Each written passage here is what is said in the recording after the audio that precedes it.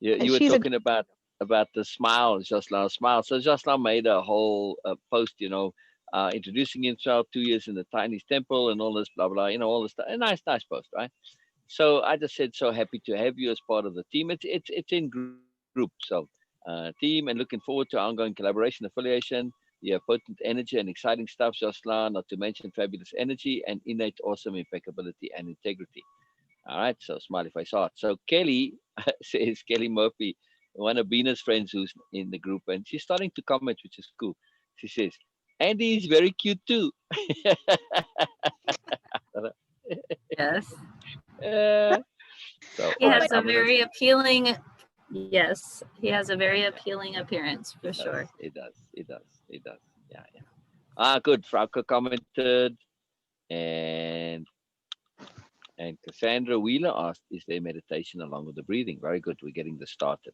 So yeah, even on these posts like this that we want to boost, just even if you just put a smiley face, heart, thumbs up, whatever, it bumps it, and it gives it activity, and that's cool.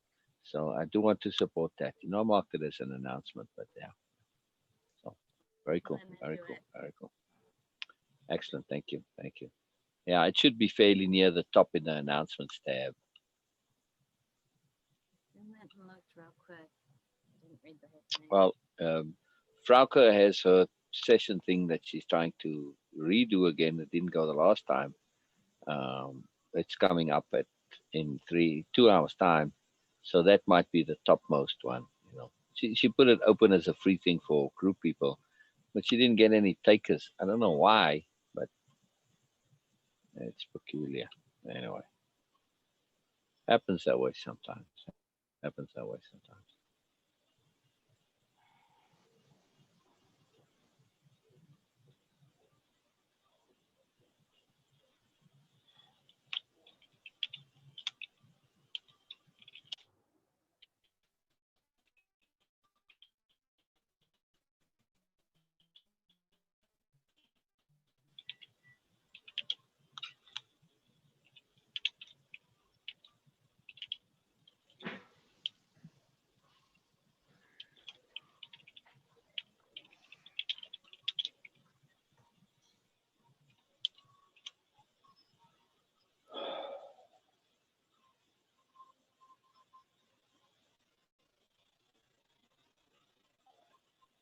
But to say it like that.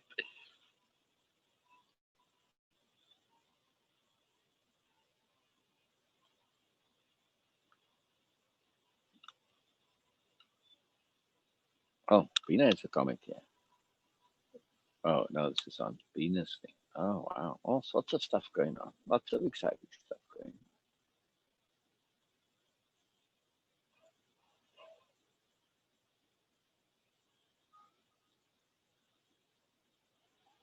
Brilliant, Beena. And Kelly Murphy says, oh, yes.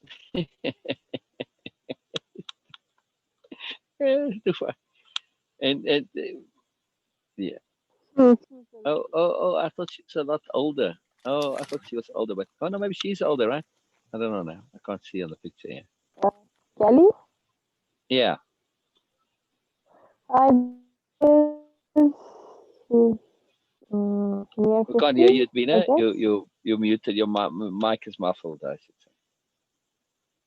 Okay, I guess There, she's there. 50. or Okay. close, Okay. close. Yeah. I feel That's what I mean. That makes the comment a little bit more, a little bit more. no, but she's very open to. Yeah. Uh, That's uh, cute. That's cute. I love it. Very cute. she has no restrictions Yeah. in her mind. Yeah. That's fabulous. Good for you, girl. Good for you, girl. So, okay, we'll continue. Just I suspect Donna's making the comment there because that's what I heard her say on Jocelyn's post, right? Glad he did that to introduce himself. Very good. Very good indeed. Everything is very good, Everything is very good. I am feeling most content and replete since I just had ice cream.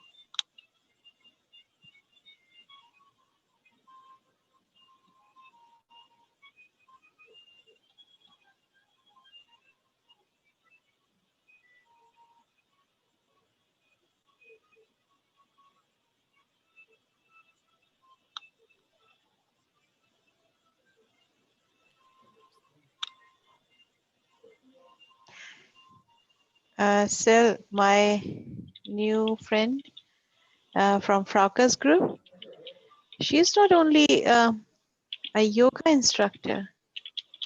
She Kelly is is yoga instructor and no, not Kelly. oh My new Facebook friend, Yoganjali, Anjali. yeah, the one from yeah. So she is not only a yoga instructor but also a hypnosis coach, and she speaks German also, which is very good. So Oh wow. yeah, so she can speak English, of course, her native language, Indian or Urdu, Hindi or Urdu, and also this. Uh, it is good. It is a good one. Wow. Wow. Yeah, you know, hypnosis is something that, again, it is in the techniques department for me that I feel is something that is potentially that we can really leverage Mhm. for as a practical application, as an implementation technique, as that one more ability and technique to apply, to apply, to apply, to apply. Mm.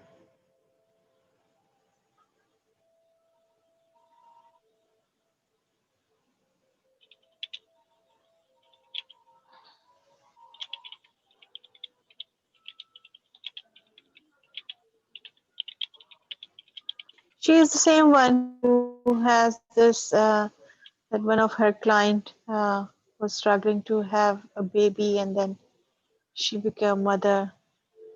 The very next moment, she was concentrating on her drawing that you're drawing. Remember? I shared with you that story. More or less. Yeah, she says that Veena, you were taking so many meanings and connection with your drawing, and it inspires me. So Ah, I was doing the same and trying to contemplate that, okay, what it means and yeah. all that. Suddenly, she got a call, one of her client who was struggling with uh, the pregnancy, just to have a baby. That was the thing. To get pregnant. So then, and but it was even when she had that pregnancy, but still she was saying that, okay, maybe I don't want it and I want that. I don't know that there were a whole lot of complication about that. But she had a very beautiful, cute little baby, and then she sent the very same moment she sent her picture, and she says, "You become a godmother." So she says that Wow. attention works like a magic for me, Beena, of on that Wow. picture, because she made a picture of a mother and a child. Wow. So Wow. she's the Well, same one. invite her to come on Zoom. Come chat with us. Be nice to connect to her. There's sounds like there's lots of mourners there. Oh yes, she Resonance is. mourners. And Everybody has mourners, but I mean mourners that resonates with our particular mourners. Yeah. hmm, Be nice to chat to her. Be nice to talk to her. why? Anyway, if you want, it's up to you, of course, you know. Don't just go by me, you have to feel comfortable. Just want her to be maybe a bit more comfortable. That okay, she become my Facebook friend. Yesterday she sent me a friend request, and then Oh, I thought she's been for a while. Okay. No, if it's only yesterday, it's too early then. Huh?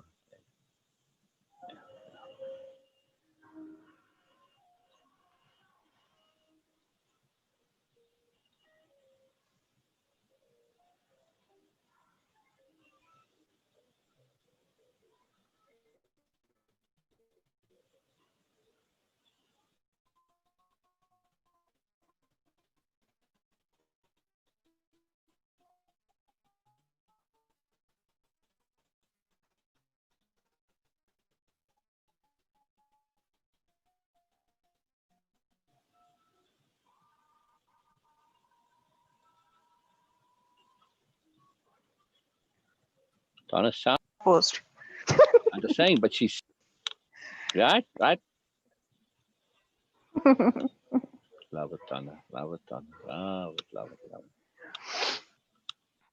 Well, I didn't end up going, obviously, so I thought I would join back. Oh, wow, brilliant. Let's continue.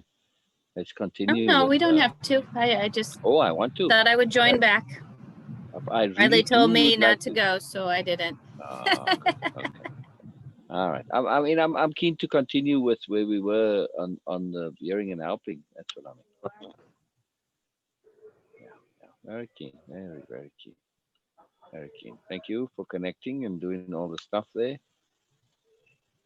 Yeah, brilliant. Thank you, Donna. Thank you. Thank you. Thank you.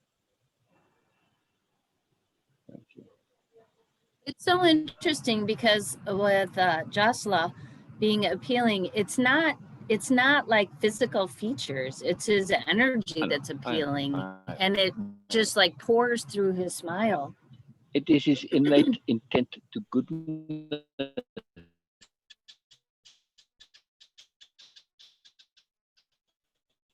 Yeah, for sure. It's very strong. Yeah, much to help and be good and connect. Cool. Donna Herbert and Nobilia Organ Beena said reacted to something. You can see what they reacted to. It's just a Venus post. Wow. Venus post is just something, isn't it, Donna?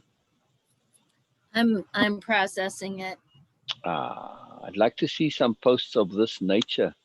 I don't mean the topic or the content, but just an exposition, a sharing of what was going on inside you. I mean, really, what we are hearing is Venus thoughts, and Beena just has made that effort to write it down and share it. That's all. And it's really, really valuable.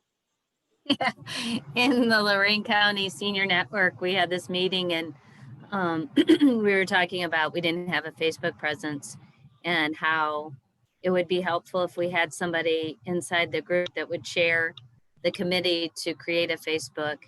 And then the one woman said, yeah, and it's probably going to be important that the person likes to post to Facebook. Yes, that is. Yeah. And also just to understand, small things like like with these posts that we're looking to boost. A like doesn't do much, but if you make a comment, then that boosts engagement and it bumps it up to the top of the comments for people seeing it. So it keeps it up where other people will then read it. Yeah, little things like that. You need to know that. Yeah, that's good. It's how the mechanisms of Facebook works. Yeah, sharing bumps it and boosts it. So I haven't shared just last post yet. And again, apparently, the more comments there are, the more effective the share is. So I waited for a few comments, and now I'll share it to my page, so it shows on the website. So anyway, yeah, just good to know the little ins and outs stuff of how Facebook works. They like hearts, like the reactions, they like those more than the likes. They count more in the engagement formula in the algorithm. So it's intriguing stuff. Intriguing stuff. All right, where were we last?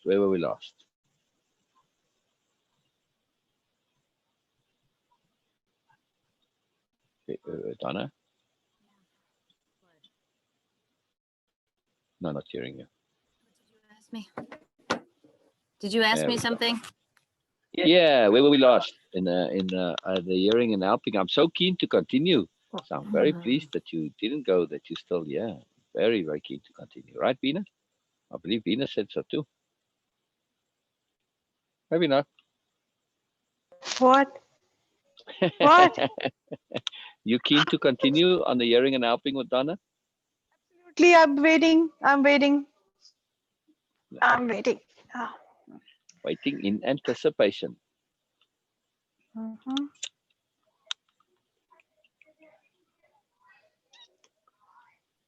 I'm going to pull it up.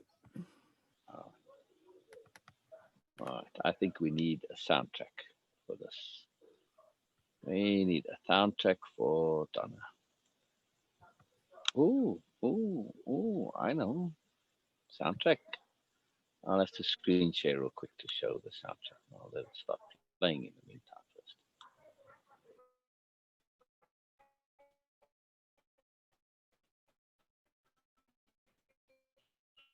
Just playing the name of the soundtrack real quick. You see it there? One See, moment. playlist. Oh, Soul of the Ultimate Nation. yep.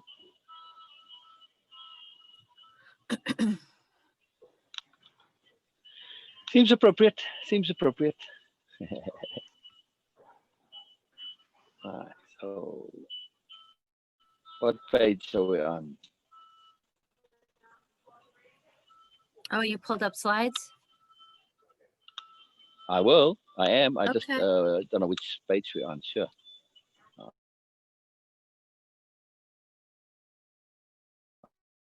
I know we're on Page 50, that's right. 52 That's right. maybe. Listening to extra pages or something like that. Yeah, I'm just waiting for it to pull up. There we go.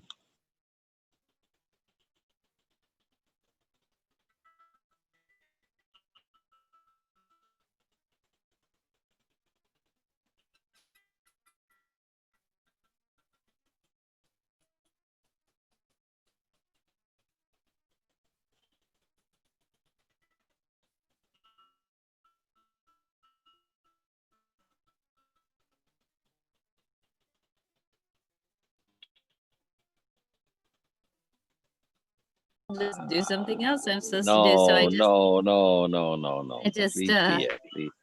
I did some other stuff and then they were finished. And then I'm like, okay, well, I'll try to connect and see what's going on. But I don't want to interrupt. If you guys are doing admin stuff or Beena, you have something or. Okay, Donna, what we are doing? Just tell us. Okay. For last So hours, what we are, no, just want to know. For last 3 hours, we are with you, we are sharing, and we are having bonus. We're busy. why? Exactly. So in our minds, that's still what we were doing. So unless you're going to be interrupting yourself sharing with us, I don't know how that works exactly, but no, you can never interrupt, Anna. You can never interrupt. You interrupting us is oxymoronic. It's a square circle. It's not possible. Just so you know. All right. So this is important thing here. All right. So our hearing is also based on connecting deliberately to the awareness of another. What were we talking about earlier in terms of sharing our full self, right? Freedom of being, in other words. That's what it was the thread of our conversation earlier, right? Freedom to share ourselves with necessity of that, adjusting. So Yes. in that context, this is exactly what is appropriate, right? Our hearing is also based on connecting deliberately to the awareness of another. And this is what we are doing, right? Connecting deliberately to the awareness of another. Yeah?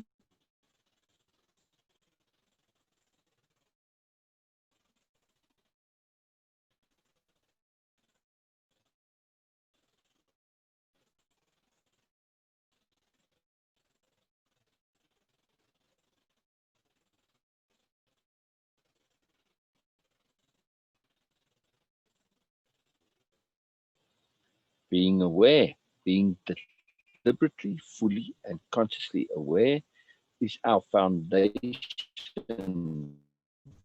from which all else flows.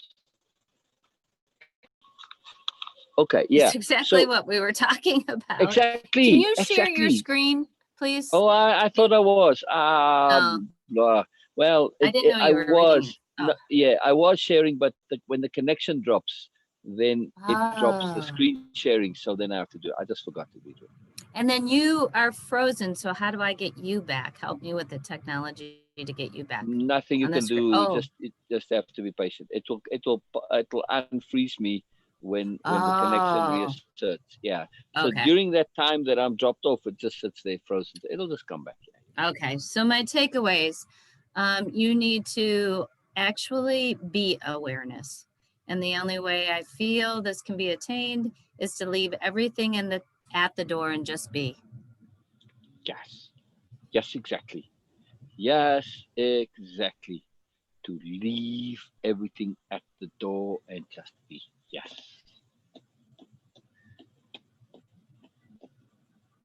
That's that capital R, receptivity in action. Yes. Yep. No matter the situation, no matter the external, no matter the experience, just be. Right. Right. And to let go of that, any agenda, obviously, as well. All right. So I have something to share with you real quick. This So simple. it is. It's connected here, real quick. Just somebody from the group, they were saying, "How do I shift?" And yeah, just a long thing. Okay, men think badly of her, and she, hasn't heard from her father, and all sorts of stuff, right? Right. And she says, how do I shift? So I said, okay, this is yesterday. I'll come back. I'll say it today. So I said, all right. So this is what I said. Where's my post now? My comment. Okay. So I said, there's so much to shifting in the way implied in my post or the comment. There was something in the comment. Anyway, I mean, it's a whole program I have, and too much for a comment reply. But there is one crucial thing we can do, which can start a domino effect of shift and then change. And that is insist on thinking differently about everything. Insist on thinking differently about everything for no reason other than to not think same old, same old. So, whenever we connect with questions, thoughts, ideas, etc., we start to insist on finding different ways to think about it. Different thoughts, different ideas, different beliefs, different feelings, etc. Just this alone, if done with a fierce, stubborn determination, see Donna, will change your world. Yeah? Yeah. Makes it very simple. So, in the context of what we were saying about you being able to share your fullness, your moreness, your real self with those that you don't believe to be appropriate, when you start, oh, wow, okay, what's stopping me? Okay, you shall kind of think differently about this. Insist on thinking differently. Now you just jump right out of and away from those thoughts. You don't even go anywhere with them. You just insist on thinking differently. So you can't get caught up in them and hear all those no, no, no, you can't, this is inappropriate, blah, blah, blah, won't work, whatever. You don't even hear any of that because you're thinking differently. You are exploring possibilities, maybes, could be's, might be's, hypotheticals, right? Ideas. And sooner or later we connect to stuff that, you know what, that just might work. Yeah. Yeah, that's what I've been doing for a while. And what that does is it opens you up to the possibilities, and it just automatically gets rid of all the other stuff. So. Exactly. Exactly. Yeah. And then the last part of that is that practice, right? Yeah. So the practice, just to practice it. But before we get to practice, we need to get to capital L license. I knew there was a continuation we need to pick up. So in a context, let's say with IT guy, the boss guy who was sharing all of that stuff. You hearing all your moreness thoughts. Wow, this is connecting, and you want to share that with him, but you feel it will be inappropriate. Now, maybe in the work setting there, you might not have the time, but let's assuming there's a little bit of space. He finishes, and there's a bit of dead time, and okay, you're making coffee in the boardroom or something. I don't know. But just assume that you have the appropriate time. That's license number one. Yeah. Well, I have to stop right there. I Oh, don't feel that it's inappropriate, and I don't feel like oh, I don't oh, have license. oh, I really okay. don't. Oh, okay. I just want to go into this concept of license. I'm unsure. Oh, Well, because I feel like the reason I need to offer that is that how we come at it may be different. So if the license is there and you're not worried about appropriateness, it's a matter of sort of a transition statement and how you go into it, which is looking at it more from something that you've not done frequently, and maybe in the past it was because you didn't feel like you had license, or it really wasn't. It's never been about license for me. It's been all right. more about a transition statement. And it's been more about Right. fully, Okay.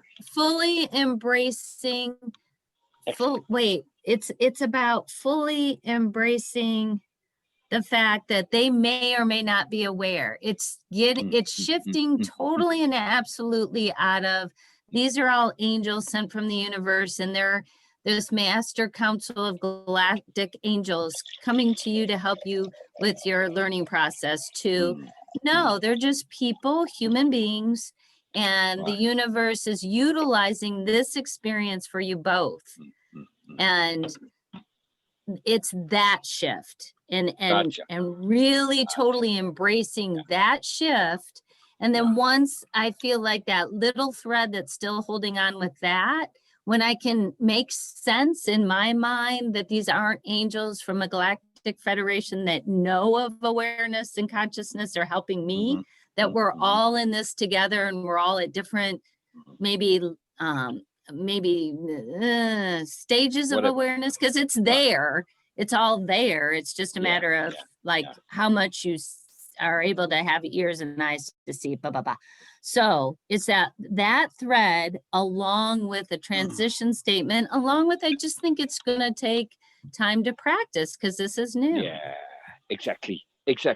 So this is all connected. The license, I know you feel you have license, but it is, I'm going to go into capital L license, and we're going to see how this applies to the nuance.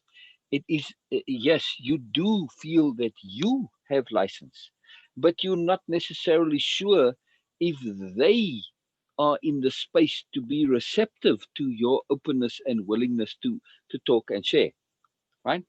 So that transition is basically setting the thing up and connecting and opening a door that creates an appropriate environment, right?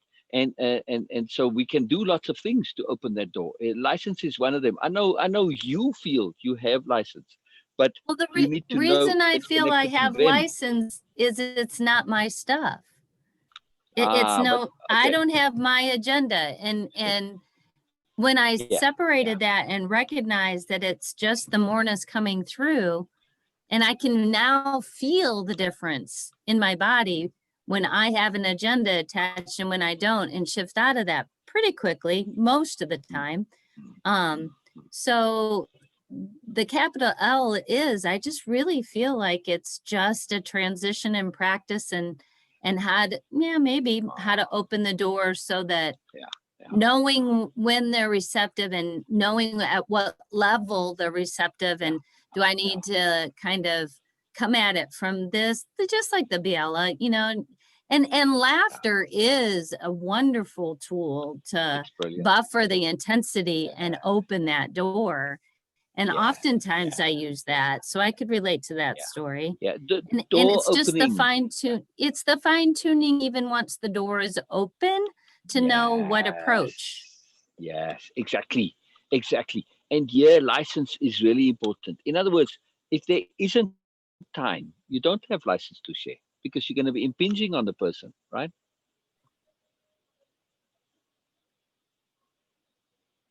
You see what I mean by license?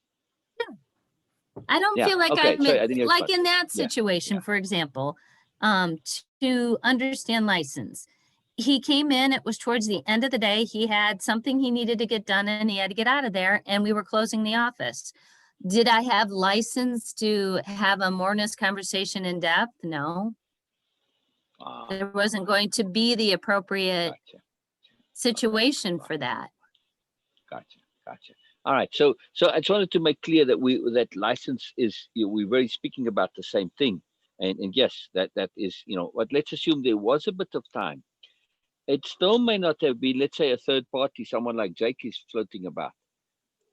You might be comfortable with sharing Moreness with somebody like Jake, but he might not have been. So again, you don't necessarily have license. He may be, but you need to find out first. Now it's kind of tricky, because you can't ask him while Jake is there in case he says no. That's only okay if he says yes, you see. So license becomes tricky. You have to pay attention to all of the factors involved, right? So I'm Right, just going that's where through. the nuance, that's what I'm talking about. That's where I'm at. It's Yeah, the yeah. nuances and being able Exactly. to read Right. those nuances Yeah.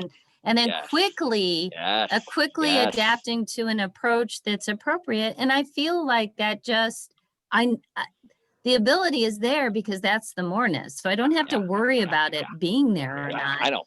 It's Yeah. just Yeah. a matter of Yeah. I feel like practicing it so it's a little more Yes. fluid Yes. and Practice. Yeah. yeah. Yeah. Beena? Now, what you both are discussing, if you can share this with me in a one-liner, what it will be, sir? Oh, our topic, our overall topic, Yes, right now. about the ability to freely and easily share ourselves with Mm-hmm. anyone, anywhere, at any time. Mm-hmm. Okay. That's it. Okay. That's what we're talking about. Because this isn't always something that we feel is appropriate to do. We feel we can't share ourselves with anybody, right? Hmm. Now, there are conditions, of course, assuming the conditions like appropriate timing, appropriate environment, those are. But it's not, so we're going past these sort of obvious things. I'm mentioning them just for the purposes of bringing them into clear awareness. That's why I'm putting it under the context of license, right? Mm-hmm. License being a permission and appropriateness, etc. But we are getting to the end point where we want to get and say it doesn't matter who the person is. I can share, mm, max layer depth with them. Not directly necessarily. It might take a little bit of time to work there, but I can. And Mm-hmm. this is what we are saying now. We're overcoming uh, um, that habitual or conditioned belief that we've had that you can't. Some people just you can't share your moreness because they'll think it's weird and they'll freak out, whatever. And it's about that, making those nuanced openings, little doors, to basically prepare the way so that they can overcome their initial reaction. So it requires some delicacy and some gentleness and some capital D diplomacy, right? Not diplomacy in the sense of watering things down or softening, but in the sense of just appropriate connectivity. It needs some communication strategy, in other words, right? Okay. And Is it this okay? is the thing. If okay, if I can say that this license is, again, it is my choice if I want to, and this thing, this nuance here is my ability to practice my capital C choice. License is more a permission, right? Permission So, from whom? oh, say again. Permission from whom? From yourself, from the situation, from the environment, from the universe. For instance, if I want to share something with you and there's not the time, right? You under time pressure, you got to go, you've got your next call, and I'm starting to share with you. This is going to put a pressure on you. I have to go, I can't listen to you. I don't have license to now share with you in this environment. You see what I mean by license? Isn't it about appropriateness? Yes, I Yes, feel like it's yes. a combination of permission and appropriateness combined. Let's make up a Oh, new absolutely. word. Let's make up Well, a new word. that's license. That's what Well, I mean by I license. see Oh, license oh, to oh. me means permission, and But it's yes, more than that. okay. It is. Like, License is more than permission. It's much more than permission. Absolutely. okay. Okay, then I'm not connecting to the moreness of the word. I'm getting stuck at it just Ah. means permission. Yes, Oh, me too. oh, no, no, no, no, no. Look at when you get your driver's license. This isn't just permission to drive, right? It means that you are qualified to do so, Well, that right? that's innately there. That's not what the Yeah, yes, I issue agree. But is. right, but But also you have to pass certain tests. The environment needs to be appropriate. In other Right. words, when you get a license to drive your car, you can't go and drive your car in a place where you're not allowed to drive it. So license implies that appropriateness, and it is a capital L license. It is an interactivity. You are being granted that license on the fly right there. for you to use your skills in the appropriate way, right? For me, it seems like that I am not in charge of, I'm not an authority of my own um, ability to practice my choices. Mm. Yes, again, when it comes to appropriateness, it is more empowering for me.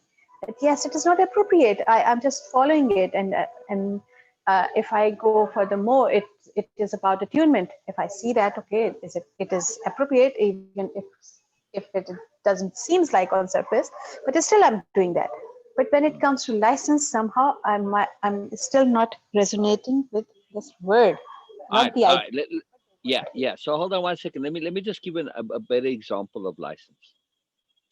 So if I'm just chatting with somebody in overally, and they are, I see that they are distressed. I see that they are bothered. I see that they are troubled. But they have not. I'm just observing this. My deeper perceptions just sees that they are clearly bothered. That does not mean I have license to start talking about stress and anguish and anxiety and worry. They need to provide me that to some extent. I can make an opening salvo, which is based on just common interactivities where, you could say, oh, everything all right. This you have license to say because it's a socially sanctioned point it's already been predetermined that that's typically something that it's okay for you to start off saying. But I can't just jump in and say, oh, if you want to deal with anxiety and stress, you got to do this and that. That's I don't have license to do that. It may be appropriate to what they need, but I still don't have the license to do so. Hmm. I need Hmm. to get that first from them Okay. before I can share to say, worrying before I can get into that space, Mhm. right? So it Mm. doesn't matter how appropriate my skills of sharing might be, they might not want to hear it. And they say, look, I'm just in my own bubble. Thank you very much. Or they just don't even reply to you and just leave me alone kind of a deal. Okay. You see? Still, So license is very important. It is an interactivity in the moment that is sanctioned by both sides. still, it is just take it same example, okay, Mhm. and just share with me that what is the difference between asking for permission and asking for license, just to have more Right, clarity. right. So I'm not saying can I share with you. That would be asking for permission, right? To say, do I have license? It's a tacit acknowledgement. It's not a direct giving of permission. Beside which, if I say, can I do this? Can I do that as a direct permission? It still doesn't necessarily give me license, capital L license, because it's not only them that's involved. It is the universe and me as well, right? So I could say, for instance, also, okay, go ahead, say what you want to say. But I see that this is purely coming from their politeness. They don't wish to be rude. I don't have license from an ethical point of view. See? So license is more than just permission. I'm imposing, and they are just being polite to say, well, go ahead, yeah, sure, feel free to say, but they don't want to say no. So I don't actually have that license. They must be willing and eager and seek it and want it. That's a whole different deal.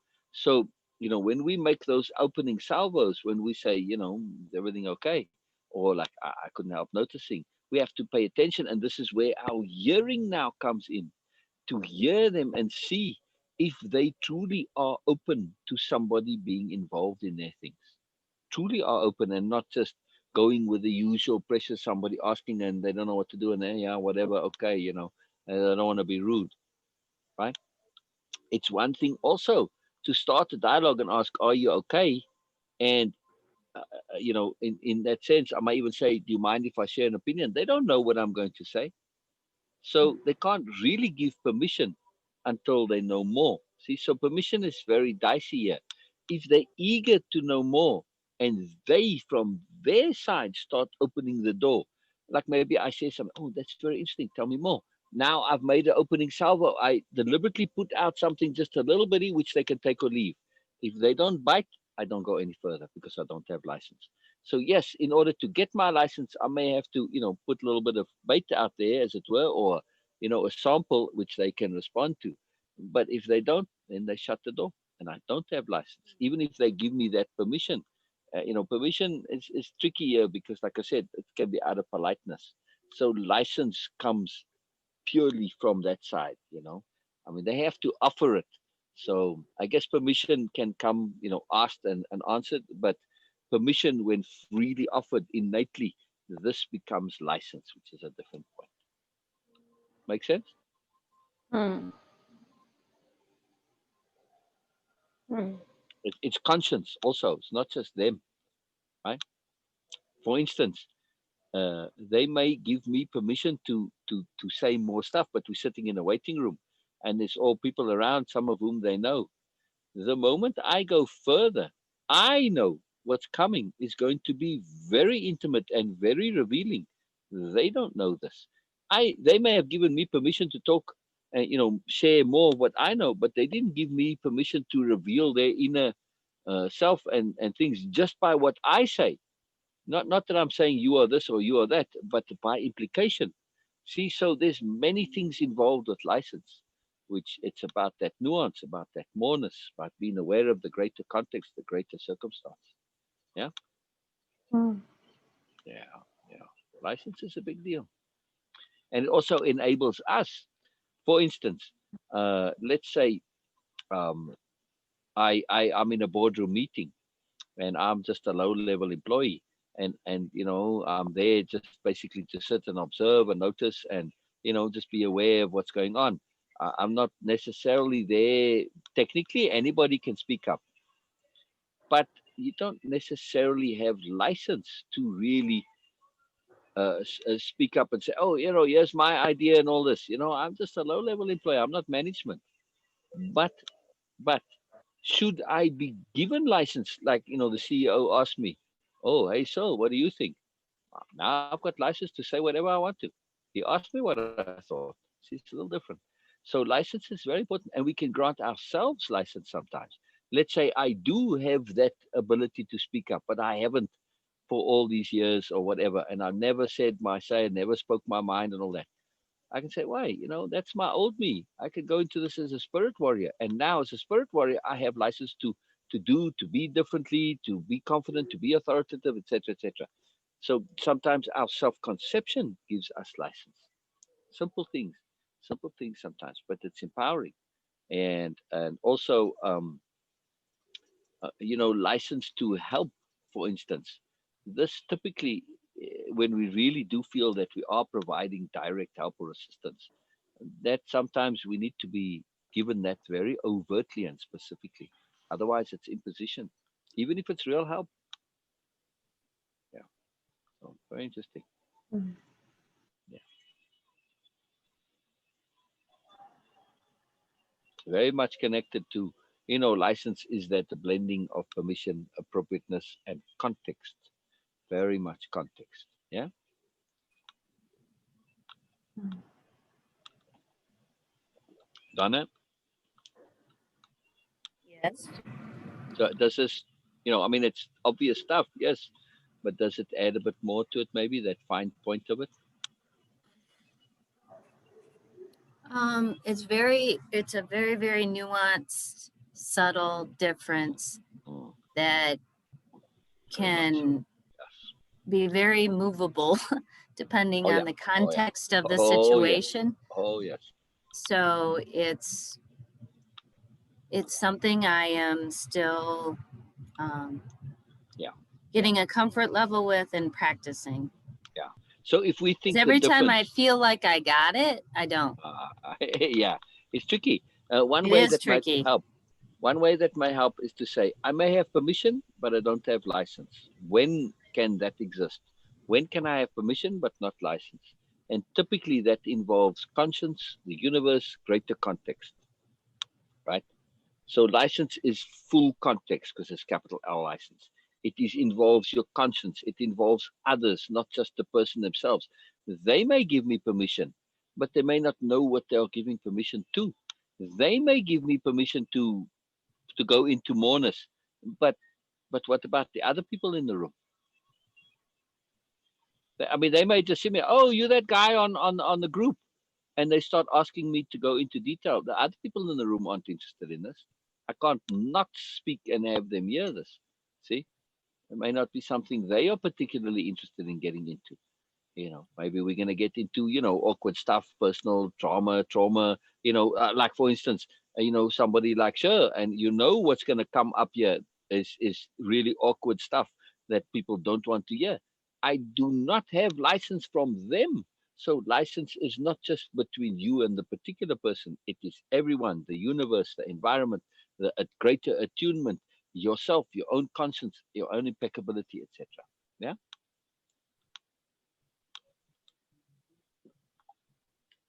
Much bigger deal than permission. Much bigger deal.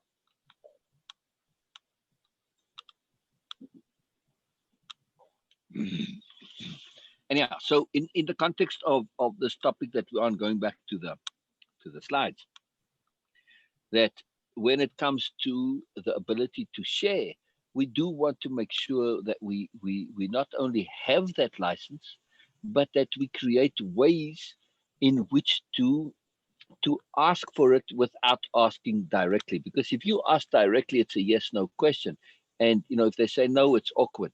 So we want, and that's not a free choice then, right? Anytime you ask a question where if the answer is no, people feel awkward and embarrassed and uncomfortable because, well, they don't like saying no, then it's not a free choice. You can't freely say yes or no. So we have to present our openings that do ask for license, that do say, can I continue? Is there more? Would you like to? We have to put those out there in ways which, like I said, they either continue or not. If they continue, that is an implied yes. Then we can ask a bit more too, but mostly we want them to actively ask of their own accord for more. Then we have license, when they freely ask us for more. And we can do that by putting out, an opening statement, a tantalizer, an intriguer, and so on. So those are all the techniques, the more specific techniques of communication. Yeah, throw something out there. And if we are paying attention, like in the case of IT guy, right? He said all sorts of wonderful stuff that, assuming you had the time now and all the other things were in place, that you can say, wow, if I hear what you're saying on a metaphoric level, that's really profound when you think of this in terms of personal communications, and particularly communications with ourselves. Wow, that's really huge. Now, if I say something like that, that could fall under the heading of amusing, right? Uh, my musings. Okay, this is it. I'm basically sharing a thought out loud, and that's it. He can respond to that or not. He can just say, yeah, and leave it at that, or it can go into more, right? It's an opening that he can choose to react to that gives him choice, or her, either way. See what I mean by opening the door? Now, yeah, what do you mean? Oh, that's really intriguing what you said. How exactly did you see it? And then you start going, there you go. Now the conversation, and you start exploring more. And then you can also bring in to say, this is what I heard from you, that it just came through in what you're saying. It seems to me, not saying it is, seems to me, again, it seems to me that this was kind of somewhere in you there, that you do make that connection. Now, you hearing this, you already know this, and they not, or weren't necessarily consciously aware that subconsciously they're making it. But now that you raise that possibility, they stand there and, oh, yeah. You know what? And now that you mention it, yeah. I did kind of. It wasn't, yeah, and then also kind of, yeah. It was sort of there. I didn't quite fully put it together, but now that you mention it, yeah, it is so. And now they connect to their deeper self, and that's now you at the space where you wanted to be. We've gone there in 2-3 steps very quickly, yeah. Where we're now talking to that deeper subconscious self, the real self, the Moreness self. Just have to connect it. Donna?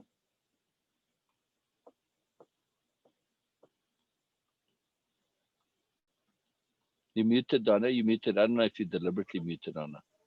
The dog was barking. Here I am talking away. Ah, I said, oh, yes, it's just for me, it's fine tuning and finessing the transitional statements yeah, and yeah. reading the situation quickly and then Yes, quickly yes, yes, quickly connecting to the yeah, appropriate transition statement to throw out yeah, there.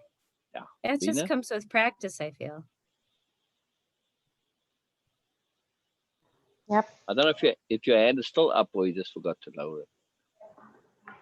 Right? Your hand is still up. I don't know if you did that deliberately or not. Sorry. It was That's all right. That's all right. All right. So Donna, one way we can do this is to reverse engineer. To say, okay, The way I where do I usually want do to it. be the end? And then to say what comes before that, what comes before that, what comes before that, and to be Right. aware of the fact that they might not necessarily consciously be aware of what's going on in the subconscious. So we just have to introduce that. Oh, like this is what I heard you saying, or at least it sounded like that to me. And, you know, it's ambiguous. It's like you're not certain, and you're expressing that.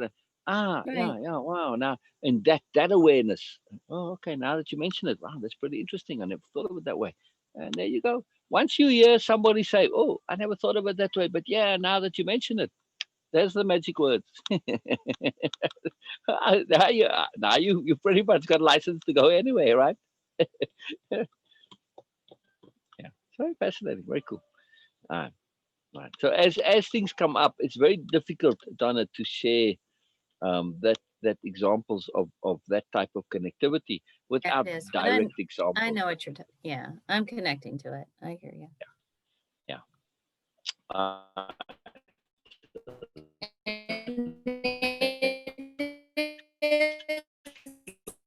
The floating target, it changes yeah, depending on exactly, the content. exactly. Together a PowerPoint presentation and teach it. And also the other thing is it's that insisting on thinking differently. That's it. Insist that it can be done. And that's the key. Because Uh, the biggest problem with interpersonal communications, particularly when we are looking to share our moreness and we need to create the space, we need to go through these layers. The biggest issue is queuing. yeah. This is the It's big issue. If well, you it's feel part of uncomfortable, it. yeah, yeah. But I mean, I you, think it's if, cueing, it's thinking, and it's hearing differently. It's all three. And correct. if one of those Yes, elements are missing, it yes, messes it all exactly, up. For me, just exactly. for me. Yes, That's what yes. I experience. What I mean is the queuing. You can have the other two. If the queuing can disrupt it, you can still get there with queuing without being that fluid in the others. If your queuing is appropriate. In other words, if you cue that, hey, I'm keen to chat. I'm comfortable sharing myself. No problem. I'm comfortable saying eccentric stuff. This is a key queuing. In other words, you also even queuing that's not even eccentric. It's just a moreness thought. You are queuing that, oh, this is just like something that came across my brain. Yes, I know it's a little different and unusual, but that's what makes it interesting. That an unusual thought came across my, oh, that's interesting. Because that typically is what's interesting, stuff that's unusual and a different little bit out of the box.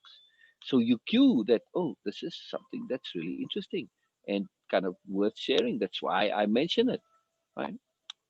It's interesting. It's really interesting. And it's come up now. I'm also queuing in a very subtle way. It's come up via attunement. I can't kind of not say anything because it's quite remarkable what you did. So I'm queuing that they were remarkable in some way because they were, right? And then now I'm queuing that also they might not realize just what they said there because they were thinking in a regular way. They weren't thinking in the abstract way that their subconscious is. So I'm queuing all of this, right? Making space, in other words, for my connection. Yeah. Oh, I hope somebody comes on to join us. Then we can practice this. All right. So I'll read the next one here. We need to be outside all bubbles in order to actually hear, see, and perceive what is actually going on with the client. We aim to not fall into the trap most do, which is to limit their awareness and perceptions by not being completely open to what is outside of the usual understandings. Wow, this is tailor-made for our conversation. Wow, imagine that. Imagine that. What was your takeaway here, Donna? I didn't want to reiterate. It was, we that's what we all, get off my tongue. That is what we've been talking about. So it was just, yeah, it I just just made picturing it the cartoon, concise and clear. Donna with this huge, great big tongue kind of Oh, wrapping around the leg, and it's jeez. right on the seat there. And yeah, she's very comfortable sitting like Bernie on her tongue. Have you seen all the Bernie memes? Yeah. Yeah. So I was thinking of Bernie the one, Sanders. yeah, with the mittens and the arms folded, in his Yeah. curmudgeon pose. I was saying to Beena, I'd like to make one where you put him on like Game of Thrones or something, the throne, and then you have like little things radiating from the. I'm telling you, I'm telling you, I'm telling you, no big, small, all just radiating from him. I'm telling you, I'm telling you, I'm telling you. I thought that was. Isn't that his vibe? I'm telling you. I'm telling you. You gotta listen. Anyway, it's a genius. Some of the memes are just too brilliant. Yeah, I love when people get creative with stuff like this. It raises my spirit with humanity. The fun and the genius and the creativity. It's just too magnificent. All right. Exercises and tasks. When engaging, especially with those who are a bit timid or lost, pay very close attention to how much they are influenced and affected by what you say, your beliefs and ideas, without perhaps even being aware of what's happening. What's the problem with this unintended influence? I feel potentially this is probably and likely what goes on in your office. Everyone is a bit timid there relative to you.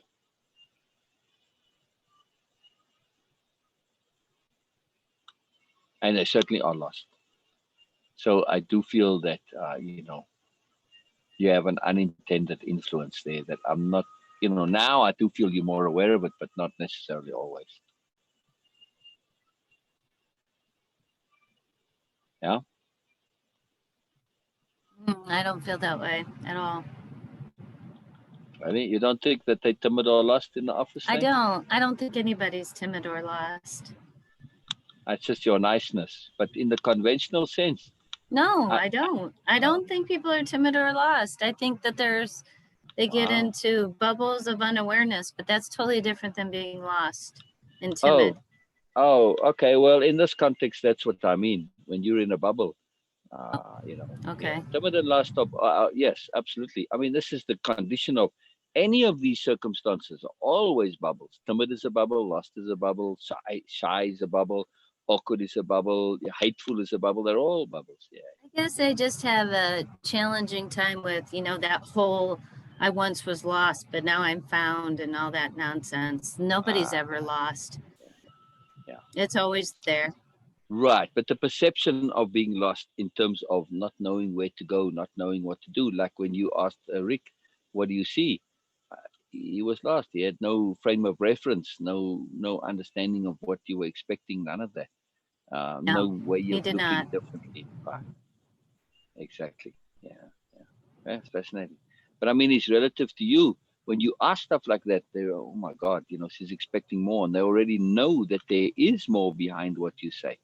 And so it makes them a bit timid because they don't want to reveal that they don't quite get what you mean, that they're not in the space that you're at. They're aware of this, Donna. They're aware of this. Well, the challenge to it is there are times where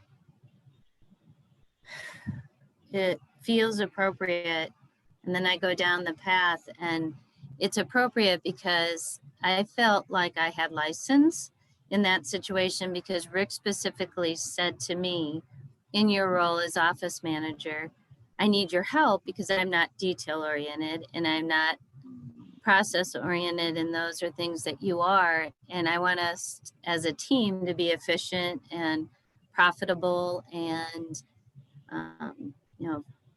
work in a fluid environment, et cetera, et cetera. So by him saying that, I felt like I had license. So there's a lot of times I see things and I hold back And I hold Yeah. back because it just doesn't feel appropriate. I can feel it in my body when it feels appropriate and when it doesn't, most of the time. Sometimes I miss it, sometimes I'm off. And in that situation, I felt like it had reached a point where it was now appropriate because there was multiple things that had happened in the office leading up to it. And when I did that, even though I had license and even though it was appropriate, it was very evident. It made him very uncomfortable. And he was aware that he was not able to see what I was seeing. And that was not my intent. So then I, in that situation, had to be fluid enough to say, well, kind of let me help you have eyes that I'm seeing it from. Not that yours is wrong, what you're seeing from, but let's just expand what you're saying and expand what we're seeing here in a way that brought him along so he could be a part of what I was seeing, but didn't alienate him or make him feel even more uncomfortable because he couldn't see it. And that's the nuance that I'm talking about. That's where I feel like I can benefit from my practicing. That's the diplomacy that I don't feel as though I always have. And in that situation, I really tried. I really was aware. I could see in his face in that moment, his face was red. And in that moment, he was feeling uncomfortable. And I tried an approach that was, I see everything you're saying. So I confirmed, what he had said, and I agree. And I see the papers, and also what I see is, and I tried to like involve him in that process to just like do him and bring him along to the bigger picture of it. And I feel like at the end, I felt like he could see it somewhat after I had shared it, but not in the same manner that I could instantly look at that room and connect it to a gazillion different things and recognize instantly that this was not an optimal situation. Like it was something that he would have to effort to get there. And that's okay. But as they're efforting, I need practice. I feel, I'm aware of this about myself. I need practice with patience, capital P patience, capital D diplomacy, because I want him to get it like right then and like take action to resolve it because it needs to be resolved. And I don't want to walk in that office and see it the way it is ever again. And so that's me with my, my limitations and my expectations and my miscontrol kind of getting in there sometimes. A little bit. A little bit. Almost nothing. Here's the thing though. So let's look at this from another point. From a capital D diplomacy point of view, it is absolutely essential to be aware of square circle psychologies. Critical. In other words, people want things, they ask for it, they give you permission, but they don't really want it. Or they don't like the implications of it because they're not thinking of this. Oh, Donna, you were the office manager and you take charge and you tell us what to do. But then when you do, they don't like it. Exactly. That is exactly true. Right. So, this is key. But here we come to queuing now. It's how you do it. If you do it with a full, no holds barred, I have license, I'll be giving you, this is my job and I'm doing it. That's it. And we just do it. And you feel it's right and you don't have one single iota of doubt. I promise you, you'll queue it and they'll just go along and okay. They want this from you. You don't want to be a dictator, but they want you to be a dictator. And that's a bit of a conflict. But you need to be a dictator without any doubts or reservations about being a dictator. Yeah, you need to be I don't comfortable feel being one. I don't feel that's accurate. I really don't. They don't want you to. They don't want you to be in charge and tell them what to do and make the decisions for them, and where they don't have to think.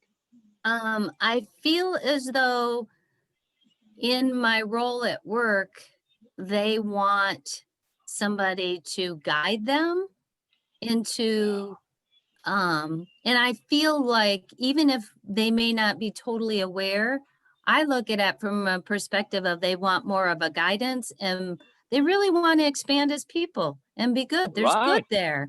They want to expand that. That's how I see it. All I right, don't but that's see kind of the dictator same thing as, control all right, thing. all right. Well, I don't mean it in a control sense. I just mean it that they want you to be authoritative and clear and have no doubts and reservations. If you decide this needs to be done, then that's it. That then they you say it, and there's no discussion about it. There's no doubt.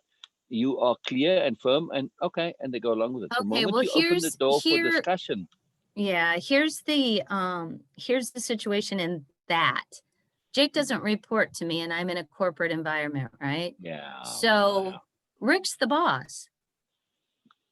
yeah, Now, if I own that company, oh, you better believe that we would be having a conversation that would be much different yeah, than we had, because that expansion and that growth for Jake very much can happen.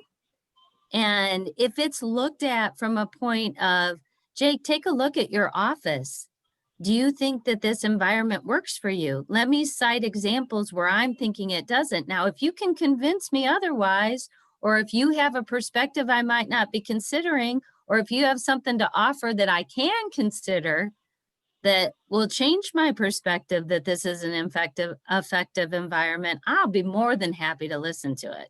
yeah. And I could have that conversation with him. So instead of him, I said it to Rick because he's the boss. So in that, it's kind of like maybe that energy is, well, there's like not authoritative or a confidence in it. No, there is, but I have a layer. Yeah. A layer that I have to go through that requires extra finesse. Yeah. So not only is the person that has the desire to grow and expand there, the person that they would naturally go to for queuing and to get that expansion and awareness isn't there either. Right. So what I'm trying to say is, let's look at your office situation. Rick is the commandant. Right. Jake is like a lieutenant or a captain, and you the sergeant major. I don't know how much you're familiar with military protocol. Are you? You have any connection there in terms of non-commissioned officers and commissioned officers? Okay. Right. So non-commissioned officers, they go all the way up, sergeant majors as the top of that. And you get like a regimental sergeant major, which would be, or division sergeant major, which would be like a office manager, right? In other words, you have within your sphere of authority, you are the pinnacle there. Now, typically in most military camps, the commandant is the guy in charge, and the second most powerful individual is the regimental sergeant major. He's not necessarily the second in rank. He's far from the second in rank. Any junior lieutenant coming straight out of the academy is, 19-year-old snot nose. He is actually technically higher in rank to the sergeant major, but not higher in status and influence and authority. Not even close, right? I mean, like when I was in the military, the captain that was in charge of the transport division, he wasn't young. He was, I guess, in his 30s somewhere. He'd been around a little bit, but still relatively junior as things go. He was terrified of ticking off the RSM. No way he would do that. He knew he'd be in trouble big time. Doesn't matter that he's a captain or even a major, and the sergeant majors, a couple of ranks below him, had nothing to do with it. The sergeant major's got power because he's in charge of the running of the camp. This is his job. He's making sure that the garbage gets taken out, that the staff come to the things on time, that the meals get cooked, all of the stuff. That's what in other words, he's the camp manager, right? So this is just to understand this. So when it comes to the license of the RSM, he can come and tell the captain of the thing, say, hey, you know what? The garbage didn't get picked up today. Where's your garbage truck driver? Why isn't he doing this? And, he can give that captain hell about it, which happens very often. That's how I got my job. I leveraged that. But anyway, long story. So just to be aware that technical authority, like in this case of, okay, Jake is technically, you're not under him in the hierarchy. Technically, he doesn't take orders from you. But as office manager, you have license in that capacity when something falls within your bailiwick, which comes to organization and stuff, and the office being functional and neat and tidy for clients. And this is in your authority. You do have license to say what needs to be here or not. Same as regimental sergeant major, RSM. He can come and tell this captain or major or whoever this and that and that.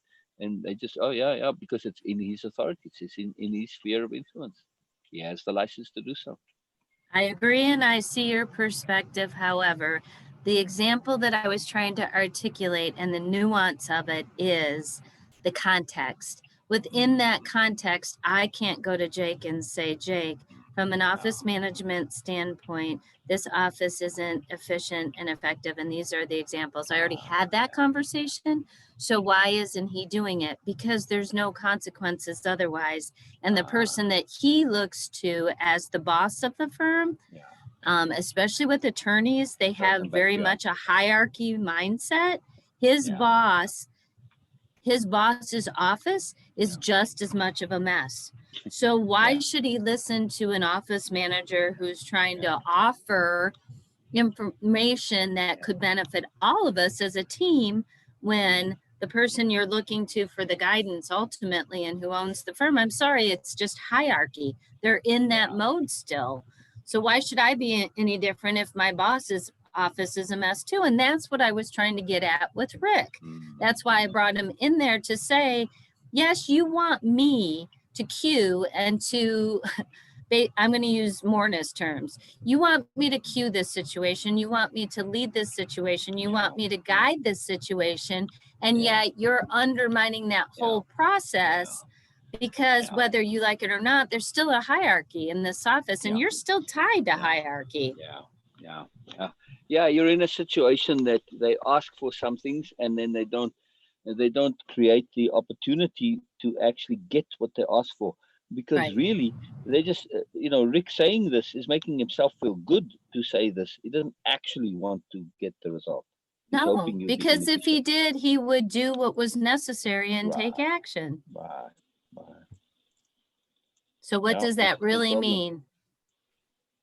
It means what's the abstract of all that? Find a different situation. Find a different situation. Yeah, I'm serious. You can only change so much.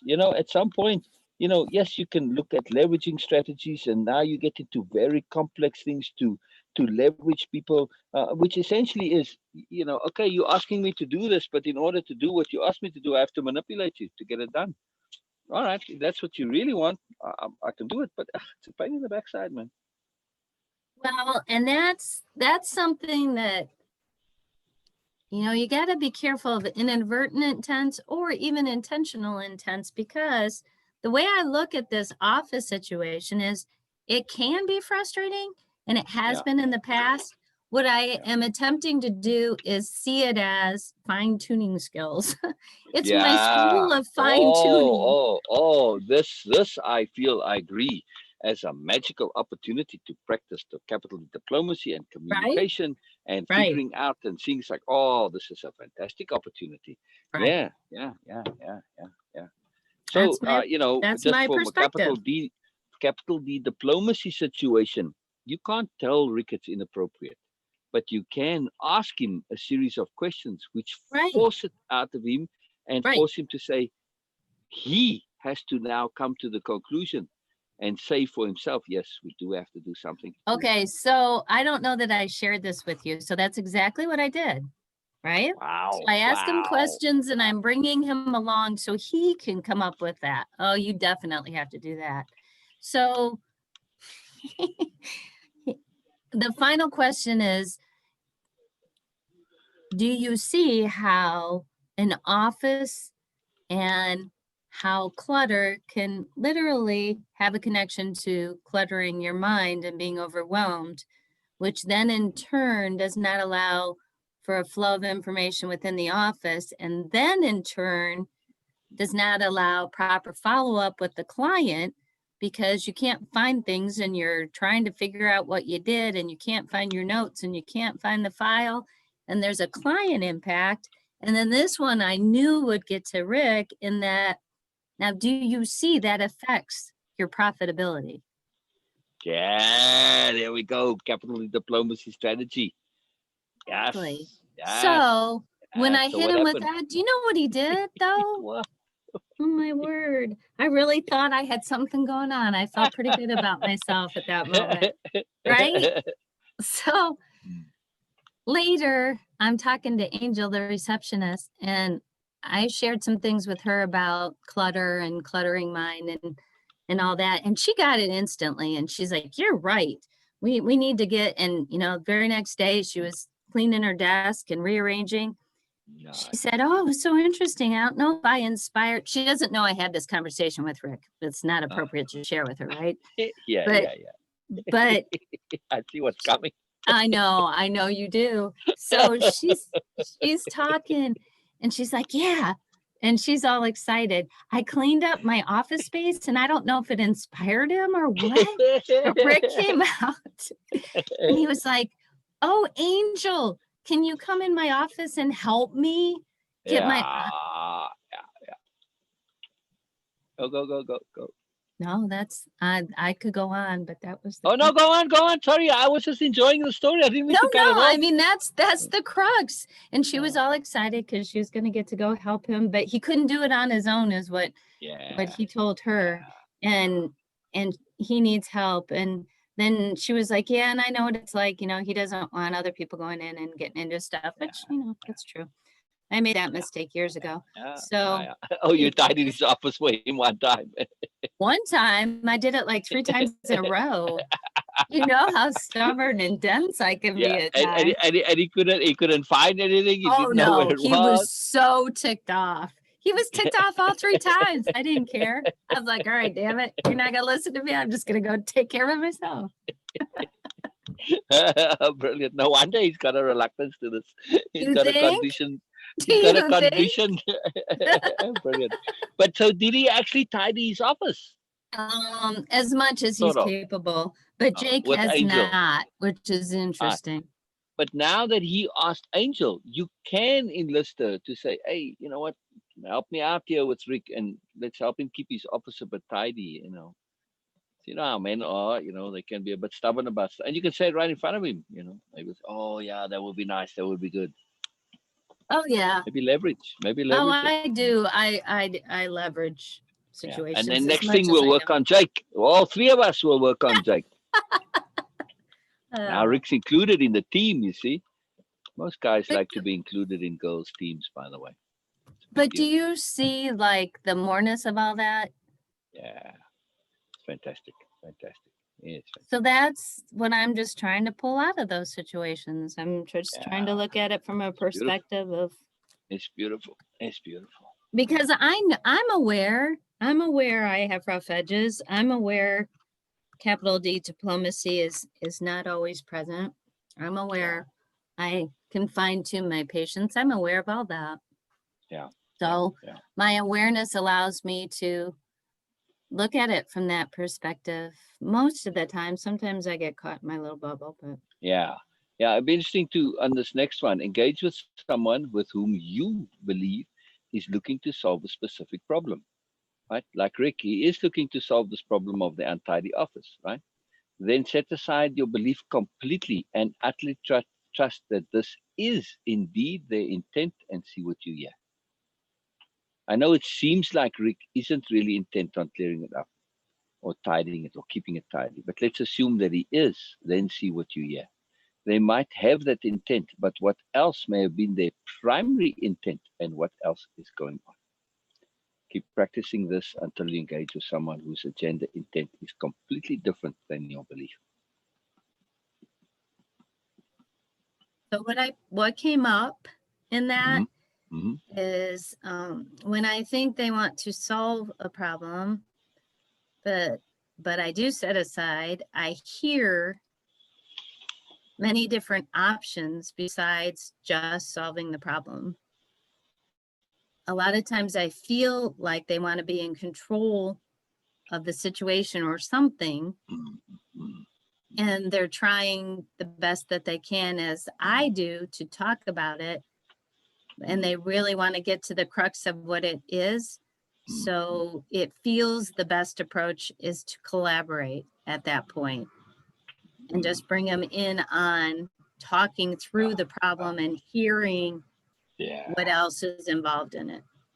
Yes, exactly. Also, let's take this. Okay, it might not be appropriate now to go back into the tidiness thing, because Rick might just get overloaded with it. And get irritated. But let's assume there's some other thing that comes up. But I'll just use the office thing as example here. So if you go and say, Rick, I've been thinking about the office thing, and I'm kind of keen to hear where you at with your own office. Like how does it work for you when it comes to tidying it? I'm not understanding fully. And then he'll say, you do want to have a tidy, right? Yeah, I do. And uh I just don't know where to put stuff. And he might just get, and then now he's sharing. Or when I do arrange, and then I can't find the stuff. And so, you start to hear where he breaks down when it comes to this. Or he might just say, yeah, I know, but I got so much stuff to do that I know it's going to take me 3 hours to do this, and I just can't set aside those 3 hours. So I'm a bit of a catch-22, whatever his reasons are. But and then okay, but I'm just going with really one-step things now. I'm sort of getting right to the end very quickly. It might not come as clearly as that, but just to keep. Oh yeah, and then see. Okay, what else is there, and what is underneath that, and so you just keep going until you get the real issue that's underlying it.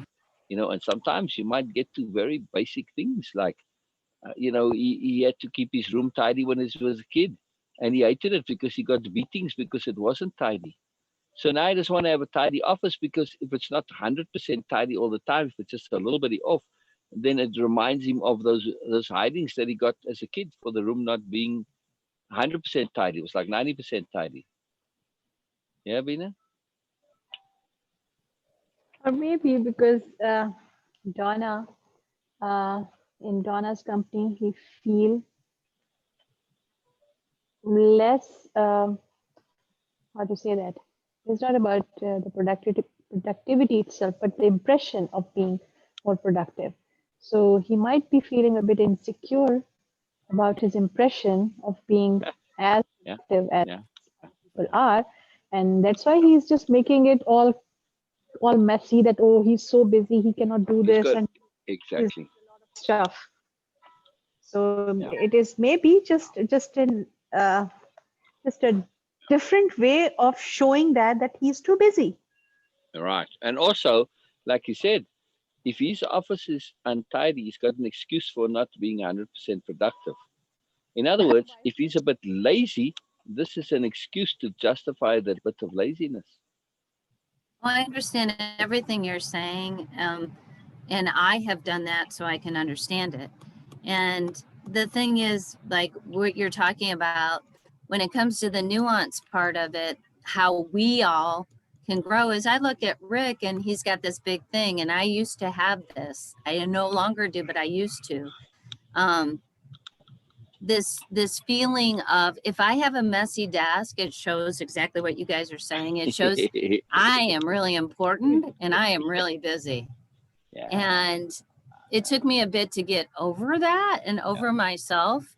And also the other thing was, if I have time to clean my desk and I have hours to get everything in order, then it eliminates any excuse of, oh, I forgot to call, or I couldn't find. Those excuses are used often.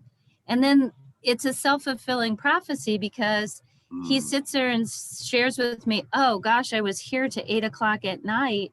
And there's so many different times in the day where he is not utilizing his time the way he can. And the bottom line is, he likes being there to 8 o'clock at night for whatever reasons. His reasons are his own, but really it's very evident. You can see that he has choices that could make him able to walk out the door every night at 5, and he chooses things. Just like you were talking about with, I think you were mentioning, you were talking with Ryan, and how you can create something to justify your bubble, basically.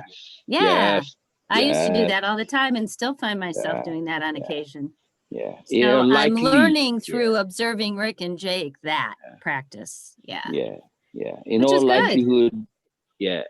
Yeah, I'll give you just my snapshot pop psychology, pulling out of my nose diagnosis here or analysis or whatever. Likely Jake married his mother, and it's not very happy at home. Jake or Rick? Sorry, Rick. Rick. Mm. It's interesting. I said Jake. I was thinking of Rick. I was meant Rick, but yeah, Rick. Yeah. Who knows? Maybe it's the same with Drake now that it just came out because I said my intuitive, thing. So wow, that's interesting. But yeah, definitely Rick. I don't know about Jake now, but from what you've said, all the things, the attention that he's getting from Angel, and those loud conversations, and all this stuff, and not looking like there's something going on, and staying late in the office for no particular reason. Classic symptoms of a guy doesn't want to go home.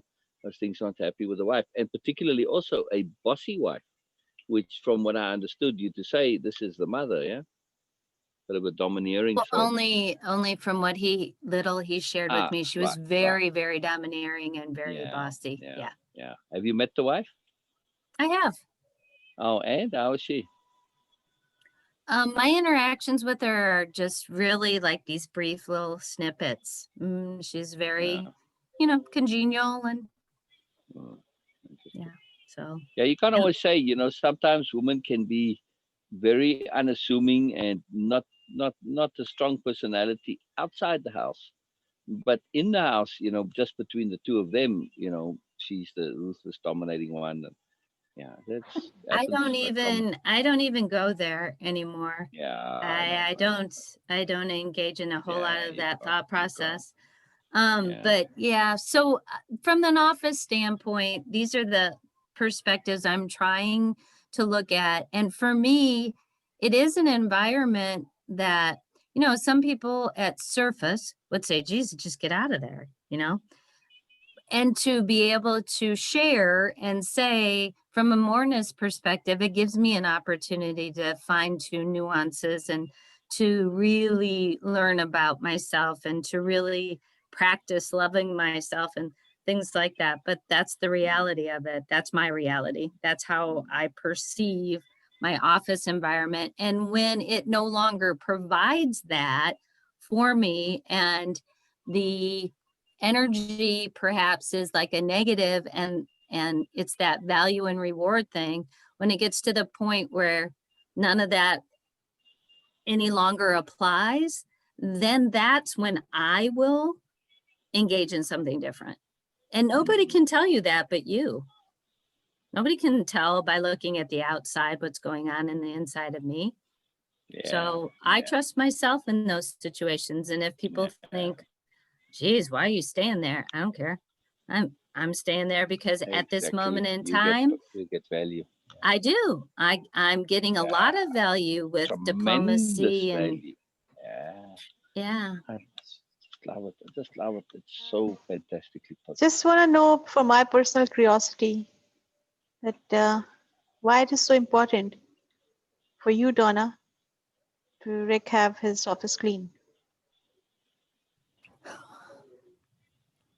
From a Moreness perspective, I feel as though for Rick, because he's brought up his house and he equates it to his wife and almost a hoarding effect in his home, that there's something deep there.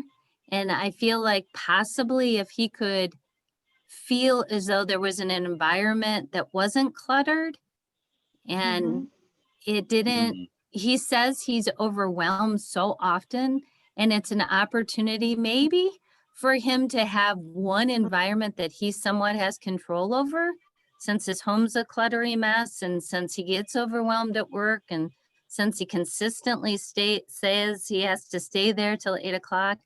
I sense that there could be a Moreness perspective that could benefit.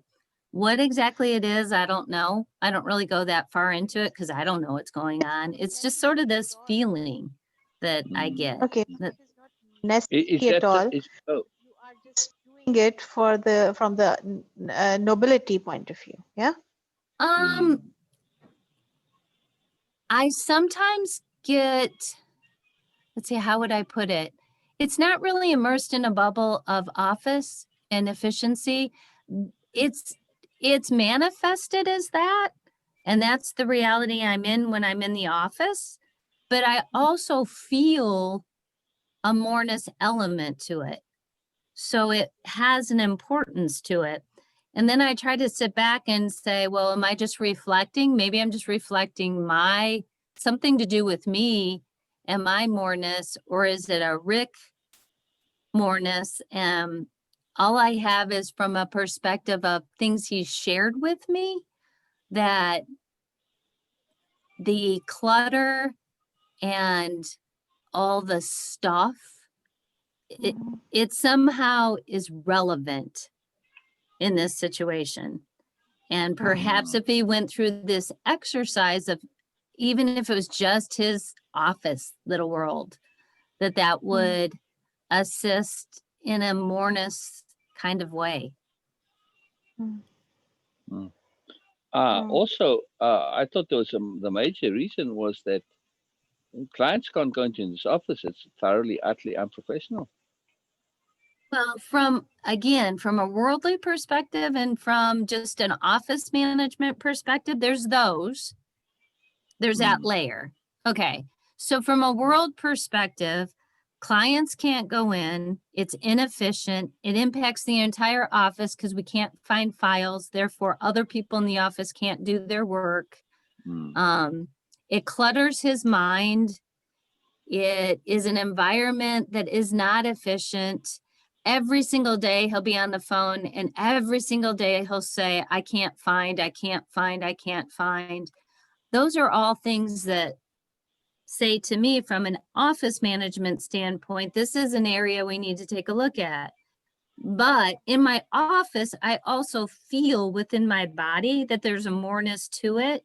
And I don't always understand what the Moreness is for the person or what the Moreness is for myself immediately, but it usually is a we. There's usually a we Moreness to it because we're all connected. So I feel as though there is a we here dealing with clutter and just a cluttery mind and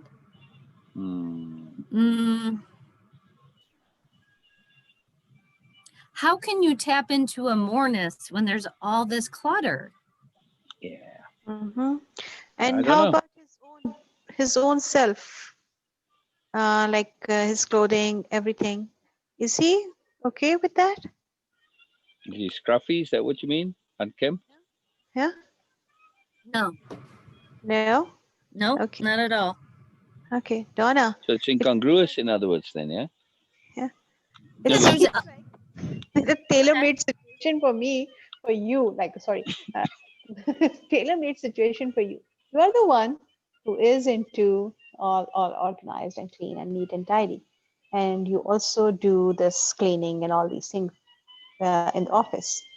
And here he is, who is not careless about his things, but the office around you, your area of influence, your area of concerns, and he is messing in both areas in your life.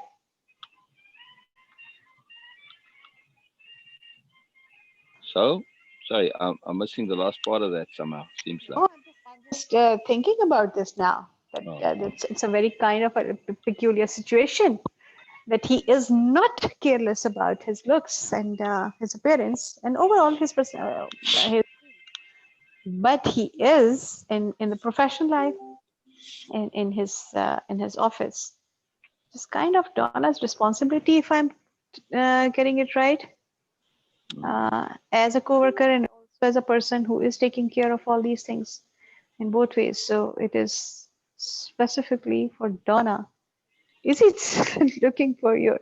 I'm just going for the very basic ones. Yes, of course, there is always a Moreness there, but just for the basic ones, because my mind can comprehend these things easily. So when we see that a person is not into these things but into these, so maybe, and he's from always like this. Ever since day one, before I even got there. Wow. And he was like this. Always, yeah. My predecessor used to call his office the black hole. Does he say he wants to address it and change it? He does. Wow. So this is an excellent opportunity for capital H hearing to Right. hear what, because there's some moreness going on here. I mean, it seems to Right. me, really, if we think about this from your reply to Beena's first question here, that this is a cry for help of a kind. Yeah, exactly. But that's a door you don't necessarily want to open. Yeah, that's why I was asking Donna that. Because you may end up, I mean, if you really start to hear him here, you may end up being his therapist. Yes. And it seems like that he is pulling Donna in. That's why I was asking Donna, is it why is it He wants to, yeah. exactly? Well, you'll just have to get him to do wave impeccability, and then you'll be his facilitator, and life is easy. Yeah, All right, I feel like you guys are seeing something that I'm not seeing, that you're having telepathic communication or something here, and I'm being left out. we just say I that, feel like I'm not seeing it. No, I don't you have said my it. eyes. You said it. No, you said it too. We just picking it up from you, Donna. Really? That, that basically, there's more going on. This is what you said. Well, there is more going on. Oh, Yes. yeah. Well, even And the You just whole have- thing with clutter. I mean, I had to deal with my own moreness with that clutter thing. Yeah. And now maybe take your experience and just share it with Rick a little bit to see what just to open doors a little bit to see what comes. That's a You good know what I mean? idea. Just like, I remember and just whatever, and it was a thing. It was something for me. So, and I'm just sharing, Rick. Just who knows? Never know. Because you say, I hear you when you say you want to sort this thing with the office, and I hear you when it's difficult and you don't know where to go, and don't know. I hear you on this, but keen to hear more, keen to hear more, keen to hear more. Not but just keen to hear more, and then see what he comes up with. Yeah. Let's see what the task and exercise says here. Maybe it's pertinent. Beena? yeah. Oh, I thought you would add something to say. Sorry. No. Just Look back at your recent interactions, just the casual interactions where you fully in awareness.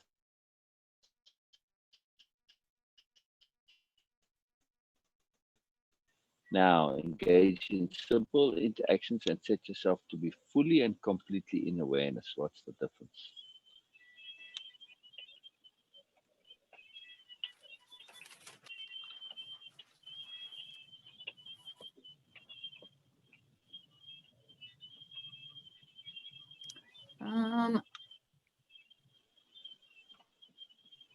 Not always in casual interactions, but when I try to be fully aware, I find myself saying less.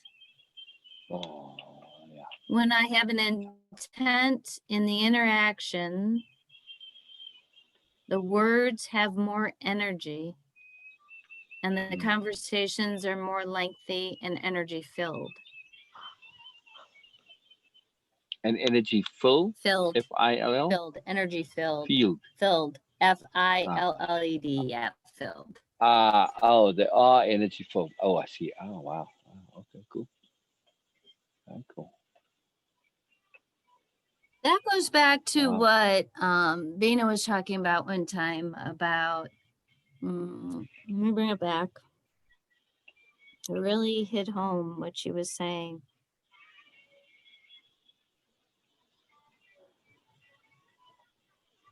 Reaction versus response. Yes. And when I intentionally pull out of maybe a little bubble that I'm in, like efficiency in the office, when there's a moreness to it, and I'm trying to see the moreness, when I react, like finding that paper clip in Riley's mouth, there was a definite reaction of that really made me angry. And there's an intense energy behind it, right? Mm. Sometimes when I intend to be fully aware, Riley, in a situation, I have to pull myself up and out, which at the same time sort of neutralizes the energy behind things. So it comes out more of a neutral. There's not a power behind it, where I want to be able to have the appropriate power behind the words as far as it's being presented as energy for allowing, not being pushed. So reactions, I feel like the energy is pushed. Response, I feel like it's too neutral. And I want to get to a point that I'm responding. It's appropriately powerful, but I still have me, my authentic, kind of high energy, powerfulness behind the words. Have that be appropriate.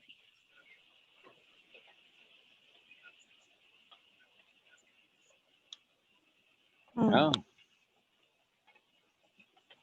So how would you equate that to this situation?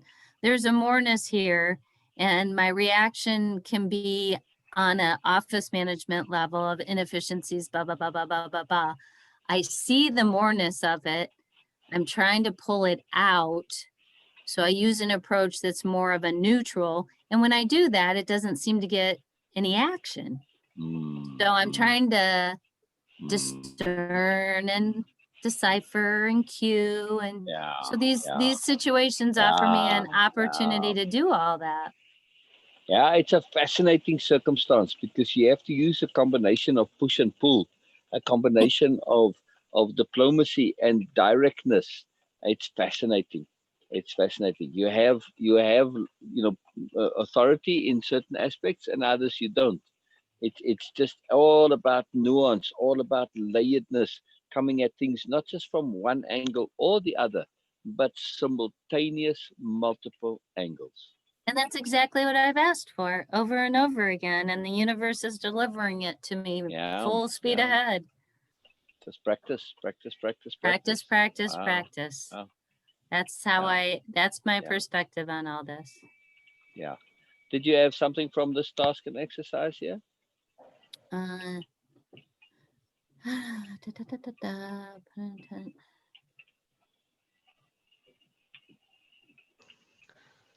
Interior awareness. Let's see. No. Okay. Because here is now, if you go back into the office and you engage with whoever, and you're just in pure awareness, which means you've got nothing going on. You're just there absorbing, just taking it in, right? And then the next task is now add something specific that's important to you in the now to your awareness and see how this affects matters, right? For instance, okay, you can add, neatness and see how it affects matters. They might take it as critique, they might take it as pressure, etc. See? Well, that's what I'm talking about. That's what I was just saying. That's why I didn't add anything. That's what I did. Gotcha. Okay, right. But now the third one here is put an intent or an agenda into this. Like, hey, you coming into the office now and you walking around that I have an intent to get this done and get this stuff neat and tidy, whether you guys now like it or not, it needs to get done. Sorry, damn it. This is my job as office manager. We need to be professional. So you have this pressure now. And you are deliberately, overtly putting pressure to say, we're going to have to get this done sooner or later. You can resist this, but you're going to feel this pressure from me every day until we get it done. Try that. Say that? I can try that. I feel as though I pretty much can feel the outcome, but I can try it just as an experience of practice. Right. So now we bring the cueing into it, to not say, okay, I pretty much know the outcome. To say, okay, let me imagine this is successful. What if you do now? Let's imagine that this is successful. How would you see it going about from Jake and Rick? What do they do to shift? Kind of like Julie, like Angel did. Julie, I want to call it Julie. I don't know why.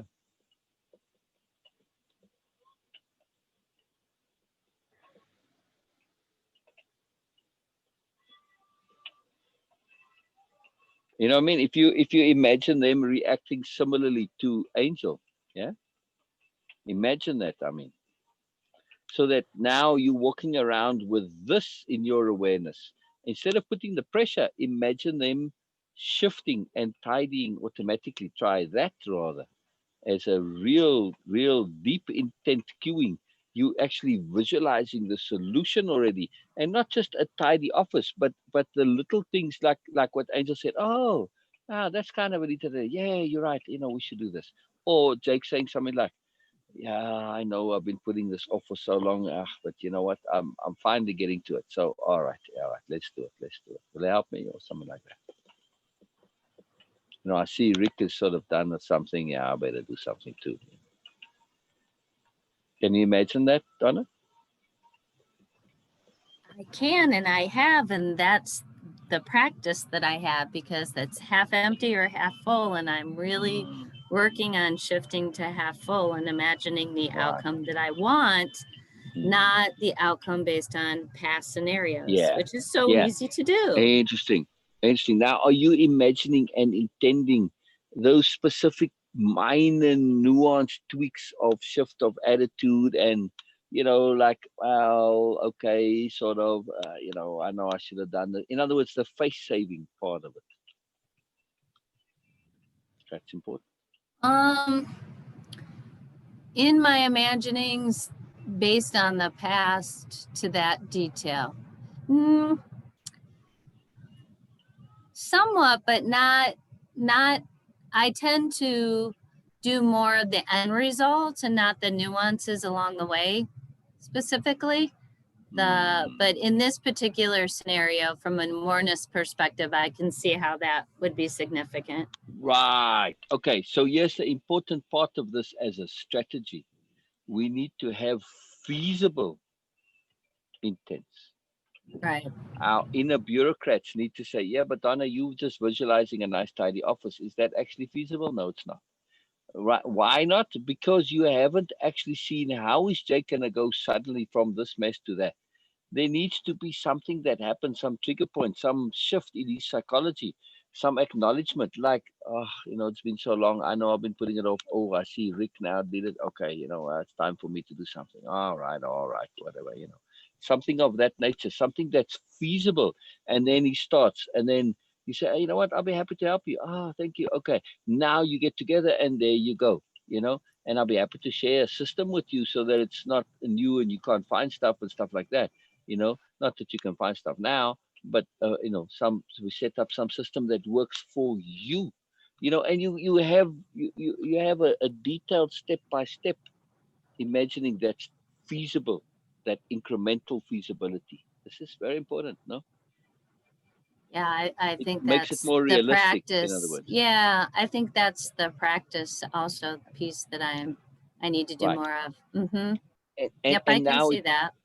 it brings us back to the other point, the point about sharing your moreness with somebody off the street, where you want to get into a deep spiritual philosophical conversation. We need to make that feasibility chain from where we are at to the end point. All it needs is a feasibility chain. That's it. That incremental shift of feasibility chain. The key point is to remember that if you jump from step A, to Z right away, there's no feasibility from the other person's point of view. Oh, that's weird. But if you literally just go through the incremental B, C, D, E, and very soon you get to Z, and well, it doesn't have to be Z. It can be just you can go just A to E, which is 5 steps. Okay, that's enough for them, right? So as long as there's that feasible, oh, I see, because typically most psychologies they don't. When you're at D, they're not looking at A anymore. They're looking at C. It needs to be the connection between C and D that is now the feasibility, right? And then from D to E. It doesn't matter if you go straight from A to D that they can't see the jump, as long as the previous one dictates the next one. That's it. It's amazing. Or the current one, and the current one dictates the next one. That's it. So you just need to move in those little steps that for them makes it feasible, not for you. For you, it's feasible to go from A to Z, but not for them. Take this thing with the office. It's not feasible for Jake or Rick to suddenly go from years of these crazy offices to suddenly do there. There needs to be some excuse, some legitimization, some reason, some rationale, right? Yes. Feasibility. Beena? Sorry, I was just reading something. And I'm like, sorry. Beena. Now you'll have to share with us what you're reading, right, Donna? No, it is irrelevant to this, but sorry, It is relevant or is not relevant? irrelevant. Sorry. Oh, irrelevant. Oh, bad girl.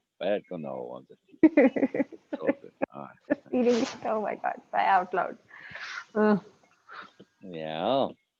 Attention, Beena. Pay attention. So, what do you think about this feasibility point? Sorry, I think I was putting you to sleep with it there, but don't mean to. Are you asking me or Donna? You? Please, don't do this to me because I was reading something else. That's why I'm asking you. I want to see your creative, feasibility. Okay, there you No, go. You had one word, so you can. no, it will be a dishonesty with you. Like, no, No, you can invent it on the spot. You can be creative. invent it, but no, I don't want to. Yeah, you can retroactively put it together. I was All just right. saying to make a feasibility chain, it's Right. important to get from one point to another. We have that ability to go from A to Z, but it's not so for everyone. Well, So I we think have the to create other this point thing. that you made with that was really important that hit me was that I do go from A to Z very quickly. You do. And You I do. get impatient that other people don't jump with me. You do. And You do. I'm aware of that. And the incremental steps, it's not to look at it from the perspective of incremental steps that make sense to me. It's incremental steps that it makes sense to the other person. So it makes it palatable to get to the end result. Exactly.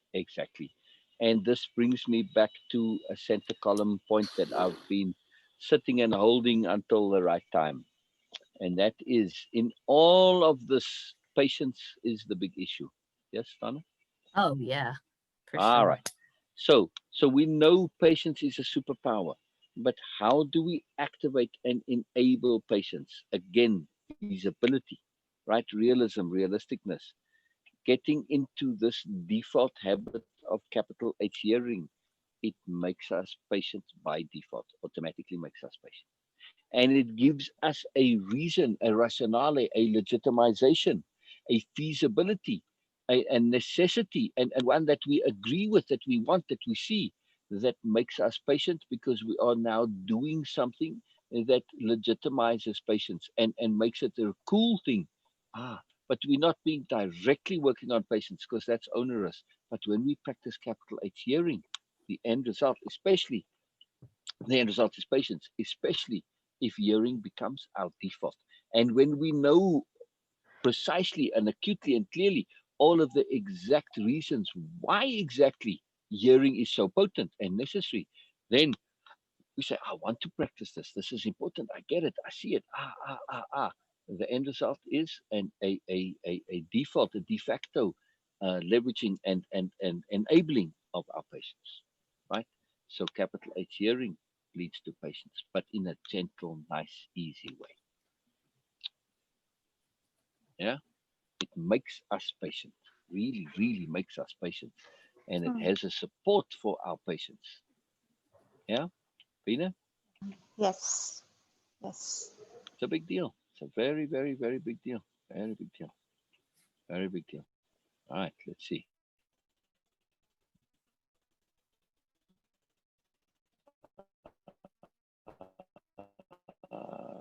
Enabling the client. All right. As you've no doubt come to much more than an affair for the ears Yes. only. Yes? All right. Since you're here now, I can get the yes answered. I like getting those yeses answered. We use the term hearing because this is the primary sense we use, or the initial one mostly anyway. We emphasize listening because we can too easily be distracted by visual input. Also, for most, visually reading others is not by far as accurate as they'd like to believe, or as accurate as we'd like to believe. We thus bypass much of our ego when shifting our focus to listening, which we then expand into capital H hearing because we bring all our senses into the connection and the interaction. So try this just as a practice. You probably have already, but if not, to when you are engaging with the office people or clients or anyone, just to consciously shift to the ears. Not in a sense here. Yes, we know capital H hearing. It's listening past what they're saying. It's listening to what they're not saying. It's listening to the bigger context. It's listening to what's missing, etc. Right? Listening to implications, but to specifically and deliberately shift to the ears, even though you can see them. You just it's the inside the brain. It shifts to, like, your attention is literally right here on your ear, what's coming in, and sentence after word, word after word, and you really just listening and hearing that, but also you're paying attention, of course, right? But your eyes could almost be closed, that they get a little bit unfocused. You're not looking at them specifically to see them and then hear. It's just a shift of that slight shift of focus, but it's profound in the difference. Yeah. Yes, it is. I I've have been to do this with practicing you that. guys because you're not on camera. Yeah, there's an intent that it's intentional. I've been doing that for a while, and it is I Yeah. like it. It's a Oh, to practice the that ears. yeah, I like it, Yeah. literally seeing the words go like in my ears. And I at this point I have to close my eyes.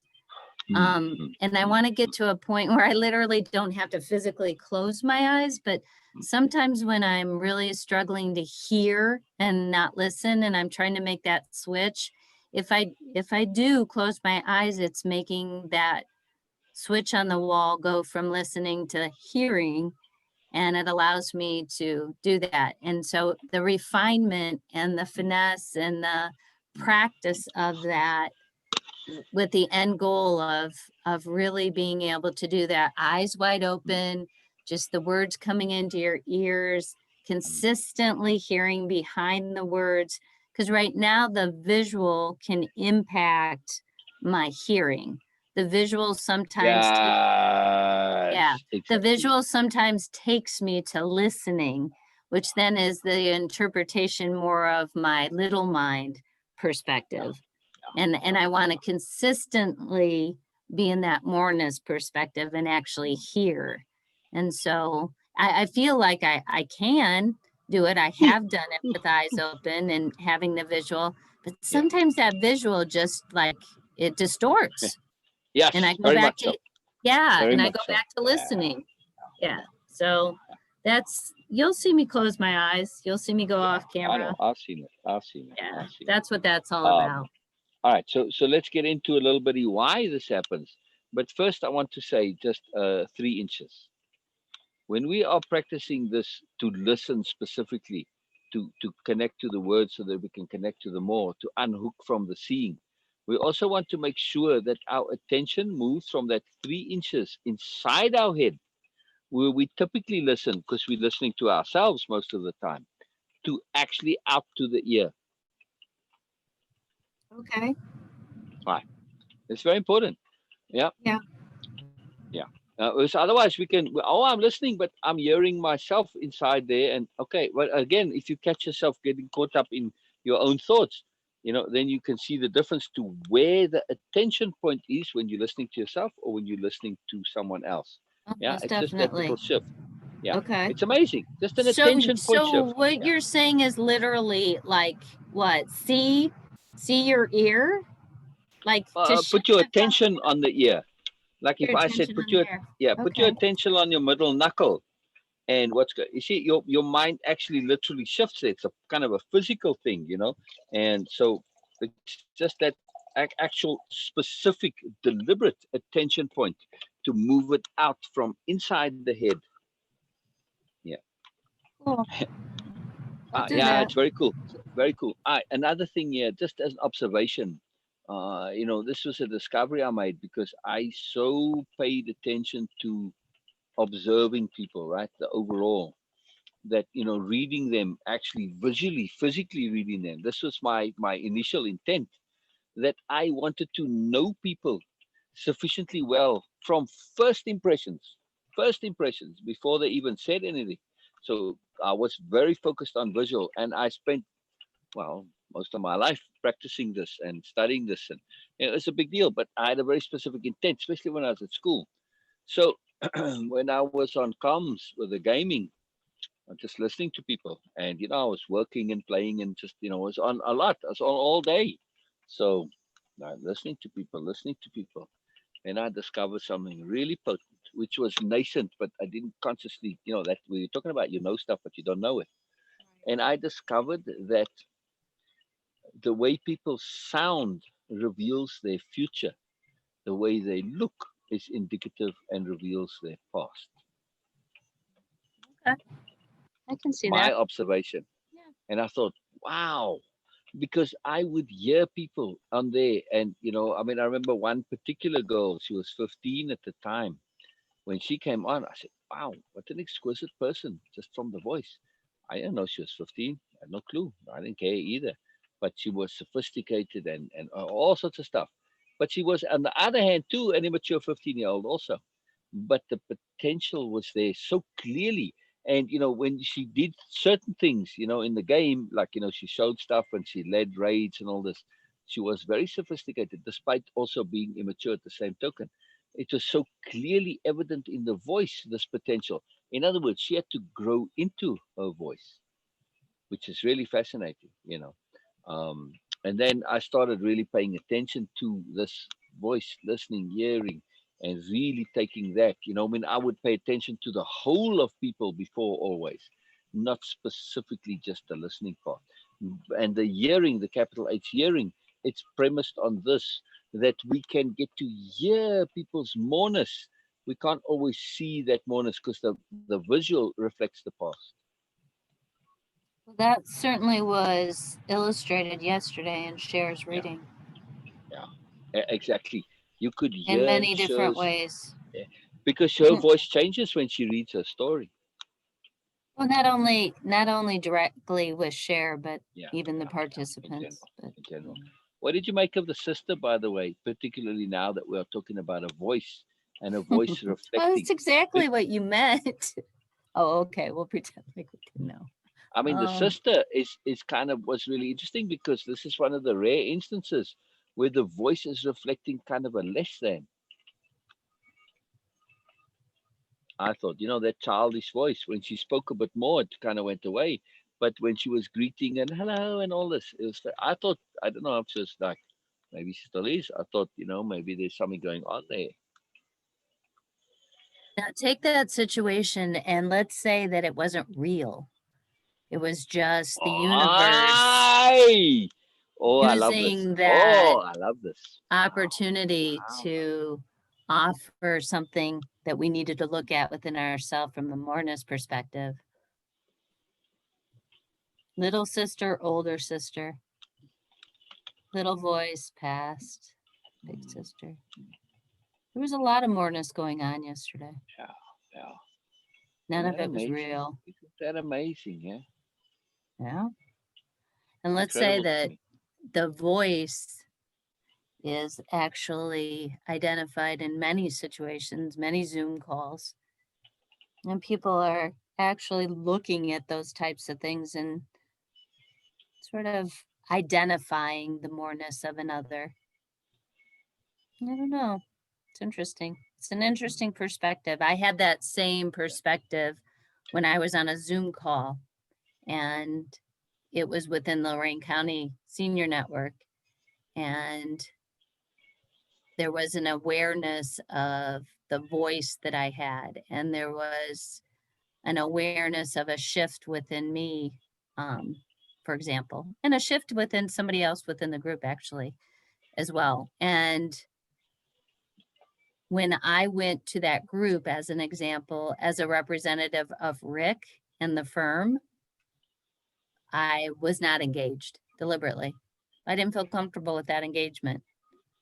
We How do now you mean? have a focus of allowing the community to know about Lorain County Senior Network.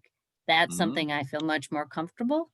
And I observed within me my own voice changes in the Zoom session and what I'm communicating. So, yeah, I had that connection a few days ago. Their Zoom connections, not ours. Okay, sorry, I didn't click that for a second. It can be applied to anything. Yeah, yeah, yeah. It's really fascinating. And It when we is hear the fascinating. changes in voice, and also when we shift to and create space for people's voices to come out, those mourners voices, it's unbelievable. And It this really is one is. of the prime potencies of these sessions.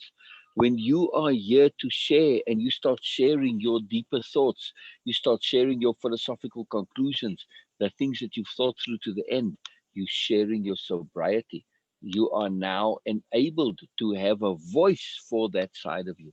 This is one of the potent things that we do that make a difference. Just you talking about stuff, just talking about it, your voice changes over time because you get more comfortable, more familiar. It's a potent thing. And your voice changes, you change.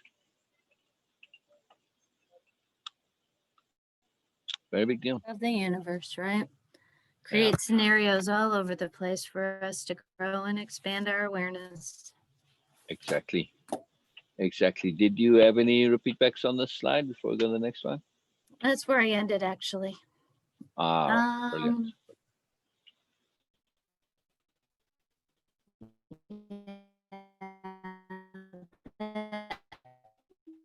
yep, that's exactly where I ended. All right. All right. Very good. Very good. So, look how beautiful you made all this stuff here. Thank you, Beena. Very gorgeous. We Very appreciate gorgeous. you, Beena. We do. We do. Thank you. Oh, very It's much. fun for me. It's like being on What? vacation. When do slides, I feel like I'm on vacations. I can do it. It's Yeah, more fun. yeah, you got to feel like you're on vacation. Leverage, strategy. See, this is it. Okay, Donna, so get back into that strategy. Since you mentioned it here now as a hypothetical. If you treat all of your past experiences from a hypothetical point of view, and then relate to them as if from a spirit warrior point of view, or a whatever your conception was, to say, I'm going to get value whether it's true or not. Let's approach it from that point of view and go into it. Now that whole conundrum gets resolved, right?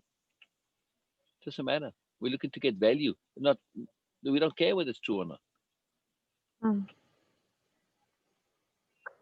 Does that work, Donna? I'm getting there. I You know, do. I yeah. do, and I have done that for a very long time. But for some reason, the concept of it doesn't matter if it's true or not. Like yesterday didn't seem real to me at all. That whole What didn't seem reading, real? the whole Oh, reading. the whole share story. Yeah. Wow. No, not share story, Oh no, I but mean the Zoom session. Sorry, I'm the Zoom session felt like there was a whole lot more going on. And especially when the sister came, um, it felt as though from that point when the sister talked that I was in another reality and I had my viewing eyes on. I was just viewing it all and it didn't really have a, yeah, yeah. See, that's where we need to see energy directly, because then you would have seen what's going on. You say, oh, I get it now. Oh, I see. okay, then I see. share with me what you feel. And I felt it. I just didn't, we'll see.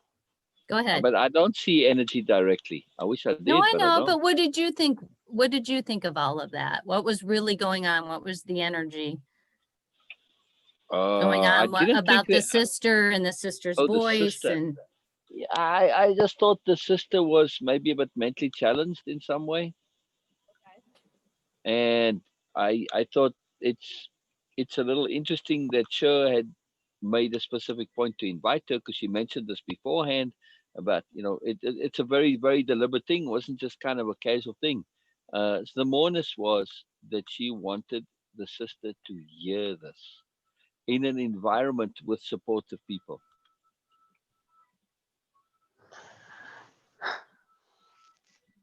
Basically, it's like a way of breaking it gently to her. Your sister can't go, oh my God, how can you say this? Blah, blah. Sure knows that if that did happen, we'd be there to support Sure. And likely or not, the cueing of our presence and our positivity would also, just by implication, make this okay. We're taking it as okay. Oh, wonderful. What is the sister going to say? Oh, you couldn't share the stuff. How horrid of you. You're spilling all the secrets and you're bringing shame on the family, blah, blah. No way the sister's going to do that. Not with the sister being who she is. But sure can't directly say it to her, in a one-on-one. This is problematic. The sister might still feel licensed to say this and that and blah to sure. In that environment, the sister had no choice but to accept this as something wonderful and positive and magical, which she did. And look, even when Cher did this thing to say, she cued the sister and the sister said, no, quite the opposite. That's the moreness that I feel involved. Yeah. The environment of support makes all the difference in the world, as you know. Exactly. But Cher is a bit uncomfortable with this. And she stresses a bit about the sharing of these deep family secrets. She doesn't want to do something which, yes, it's important for her to get it out, but she doesn't quite exactly have overt license from the family, right? She doesn't not have license to put it out there, but her sharing her story, it's also a reflection on them. And they might or might not like it, you see, but she has to do this. And she didn't go and ask for their permission because she really can't. Because likely if you ask, people will say no, you see. But once it's a done deal, they can't exactly say no either. Then, so you have to, in this case, she's kind of pressing the thing a little bit, and she has to. She has no choice. But she's still, cognizant of the fact that she's pressing the issue. So she wants that resolved so that she can feel, okay, they're happy with it, like in the case with the sister now. This is a big weight off her shoulders. Massive, massive weight off her shoulders. Interesting. Yeah. I mean, the sister knows about some stuff, but not about all the stuff. Not by a long talk. Make sense? Beena, from all our chats with Cher, does that fit the pattern? Does it tie it all together? Yes, yes. It is something that I heard Cher's story in just to check my perspective that what I'm feeling is what she is saying at that moment. So it was like just a few seconds in the whole conversation, like in breaks, 2 seconds and then 2-3 seconds and then it's this like, and I got a chance to hear her sister saying, hello. That was something very cheerful, deliberately Very, cheerful. very childish. Yes, Not childlike, but childish. Yeah. also, it was deliberate. And I was thinking that if you are saying that she was not aware of the whole story, it is a very, very sophisticated defense mechanism her minds actually play. Yeah, maybe. Yeah, This, yeah, that's an interesting point. yeah, which plays that a very good role in someone's well-being when it comes to, because it might be shattering. And as you mentioned that Cher was calling her baby sister. Or little Yeah. sister. I don't know if she said baby, maybe little. You said that, I guess. Yeah, said that, baby sister. Oh, did I? I don't remember saying baby sister, but yeah, I don't remember specific. I wasn't saying it deliberately, just saying younger sister or little sister. Okay, my mind is getting this from the way I heard her saying it. Yeah, Right. that is something. And well, also putting it together that she was the baby in the story that she had to go and clean the diaper of. One of the things she had to remember to do. so it means that this was her, because as you always say that children are aware of, and especially when things are not visible to your conscious mind, children's mind take it very, very directly. These subconscious things, like hidden things, they understand it. Okay, they're not able to communicate or comprehend all that, but they get it. And if she was there in those situations where Cher was, it means that her mind develops that honesty that, okay, I'm not aware of it, and these things are not appropriate to remember, and she is deliberately not behaving like a mature person with sure, because she don't want to connect to that story. Yeah, exactly. She doesn't want to face the awful truth, as it were. Yeah. So it is good. No, there's no awful truth, Donna. Not really. But in a small bubble. Yeah. Yeah, I don't know how old the sister was before they moved, because at that point in the story, the sister's a very young baby. Now, yes, some things do go on, and we pick up on stuff, but I don't know how long before they moved away and the thing fell apart. So the sister may have been 3 or 4 years old, which is still old enough for some influence, yes, or to get stuck in things. So yeah. Even younger than that, even if she was younger than that, still, because Yeah. first, I feel that, it is just my understanding, maybe wrong. I feel that after birth, uh, infants, they still have the connectivity with their mother physically. So whatever his or her mother is going through, could be pleasure, could be happy, could be sad, could be okay, anything, any emotional stuff. The children do understand all these things. They do have some sort of memory, which is not translatable into words, but still they have this understanding. Because of that physical connection, they still maintain with that. And emotional connection, even more. But like my post about this clutter inside our house, our subconscious mind is always getting that signal that this is not, it is just a physical representation of that thing, but it is about my thing. And same with children. When I feel that, again, for me, when they see things, when they feel that there is something going on, uh, which is not obvious, their subconscious mind takes all the details and everything inside their mind. And if she was in that age, that's might be. I'm not sure that she is always like that, or she was just with Cher or just in Zoom. But that is the disconnect, a deliberate disconnect. That's it. I feel that in, Yeah. and not in this sense, but I saw that. Mm. Yeah, it lines up with what I felt. Donna, what do you think? Does that explain the sort of unreality part of it a little bit? Felt as though it wasn't real, that there was a moreness to it. It was a cleansing session. I don't know for who, but there was For all of us, cleansing. maybe. Maybe. There was cleansing. There was a acknowledgement of shifts and sort of a cementing. For me, it was more of a cementing than a disconnect. But where I feel as though I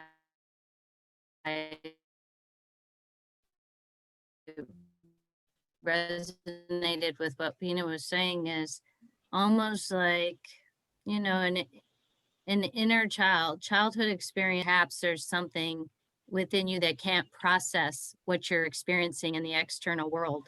And so it doesn't deliberately disconnect necessarily for me, but it may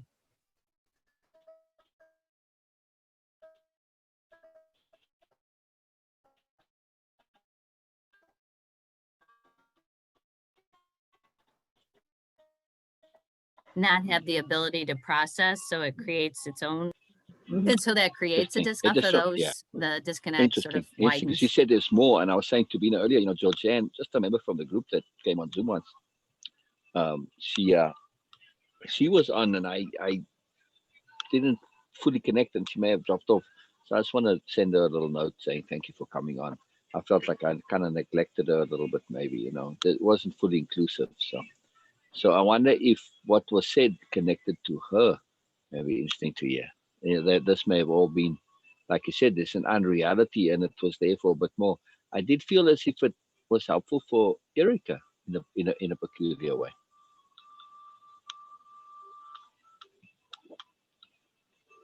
The way Erica responded was very interesting. She wasn't just being supportive.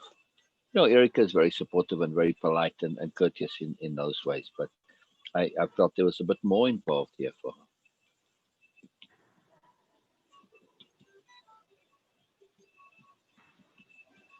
You know, I asked her if Phil was ever inappropriate towards her, and she said, no, not even close. Never an issue. So, okay. Phil is the stepfather who was a BMN that was around for a while. There was another one before that, but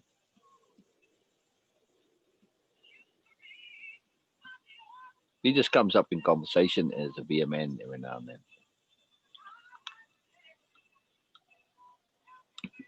And then Kay divorced him while I think,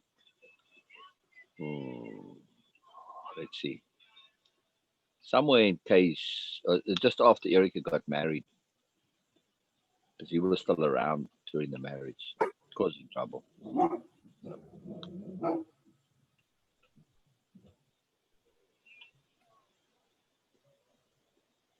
You know, and that psychology to not hit on Erica, it just seems a little improbable to me. But, you know, who knows? You never know.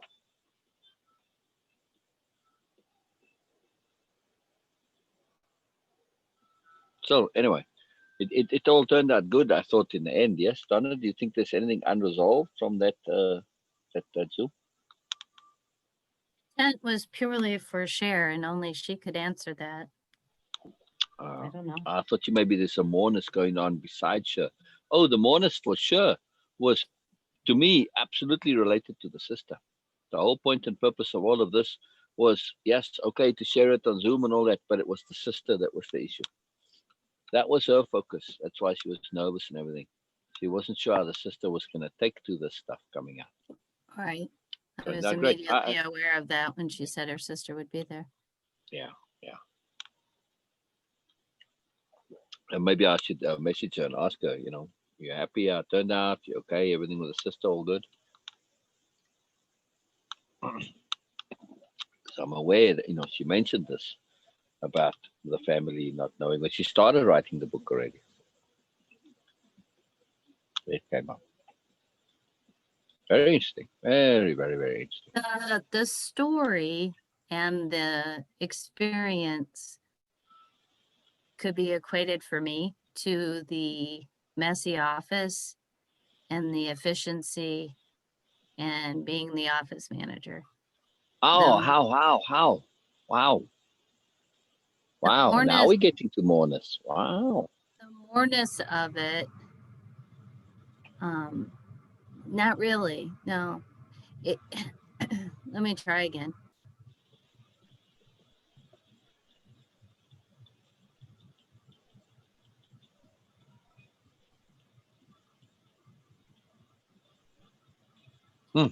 I'm aware that Cher had a story and she wrote a book, and I see the book, right? But yet the book and Cher's story feels somewhat like a different reality to me. It feels like a universal reality that's provided for everybody in the group to pull out of that story what they need to for their expansion and enhancement of awareness. So with having that awareness, it almost feels unreal to me. So I can go back and I can listen, capital L, listen to Cher's story and identify and empathize and hear her. And I can also hear her from a Moreness perspective in that I see the shift in everything we've been talking about today. I see the shift of the story could be real, could not be real, doesn't really matter. Cher grew, it brought her to where she was. The inner child could be manifested in the material as the little sister with the little voice. You know, and Cher being nervous about family secrets is really a recognition that it's not it's not a situation that's really matters if it was real or not. And the little sister just is representative of your hurt little child. And so there's a whole level of moreness, and the growth that Cher has undertaken, and everything everyone was saying about her voice being different, her demeanor, her stance, that all feels real. The story in and of itself doesn't really matter. So I could flip back and forth. I could flip back to hearing the story and, you know, the dad really being there and what he did, and the mom and the flashlight and the feelings of all that she was articulating. And then I could see the big picture of Cher's enhancement of awareness and the development and the voice changes and the moreness coming through. So it was just flipping back and forth between the office and the office and what was really going on. Fascinating. Very cool. Very cool. Made me think while he was saying that. But before I go to that point, I'm not sure how it flips to the office. How the reality? You mean like the office isn't particularly real? Okay, for me, the office situation is, you know, Rick has an office and it's cluttered and it's a mess. Jake has an office and it's cluttered and it's a mess. It affects efficiency. We can't find files. It's a waste of time. It makes them stay later. It makes them unable to find things, and they're not able to do follow-up. All that's real, right? You see it. It's happening. But that's not really what it's about. And Beena asks a few key questions, and it brings you to the moreness of what that's representing. So when you flip up into the moreness and you see that that's what that's representing, what happens for me is there's not always a comfort level in knowing that stuff really doesn't matter, and it feels unreal. You know, almost like a schizophrenic, where you have this altered state of reality and people are placing a label on you because you have an altered state that you're schizophrenic and it's not real. Well, you can become aware that those situations are not really real in the context of what they're showing you as an opportunity to learn and grow and expand your awareness. And the trick is to not trip on yourself. You trip, but you just don't trip on yourself, like your post. Yeah. Not to become an addict. Yeah. Right. Deep. Yeah. Wow, it's very exciting, Donna. Wow, that's very exciting. I like how you say it's very exciting and most interesting. It's such a very positive way to say, wow, that's really out there, and I don't see it from I that don't think that at all. I know. No, but I don't think that at all. No, not at all. I really do think it's really exciting, and it's very interesting. I really do. It's fantastic. Oh no, it's absolutely what I feel. Absolutely. I just feel like there was so much more going on yesterday than met the eye. I find that fascinating. Yeah, I didn't quite get the same read. That's really intriguing. I love that. Again, I didn't put that much attention onto looking at them more either, because I was focused on doing the hosting, and that takes a lot of attention to do it smoothly. I hope I was smooth. Beena thought I was all right. So, what did you think? Oh yeah, Trying. It was smooth. All right. Just not to say too much, to get everybody in, to balance all the stuff. It takes quite a lot of a focus and attention. So, I didn't pay attention to that moreness necessarily, the way I might normally do. But now that I think of it, it may not have been there for anybody else. That's just that was just my feeling that I had in it. Well, and that a lot of that was very, very Yeah. And the thing with abuse and stuff like that, it's so much more prevalent than we'd like to think, unfortunately.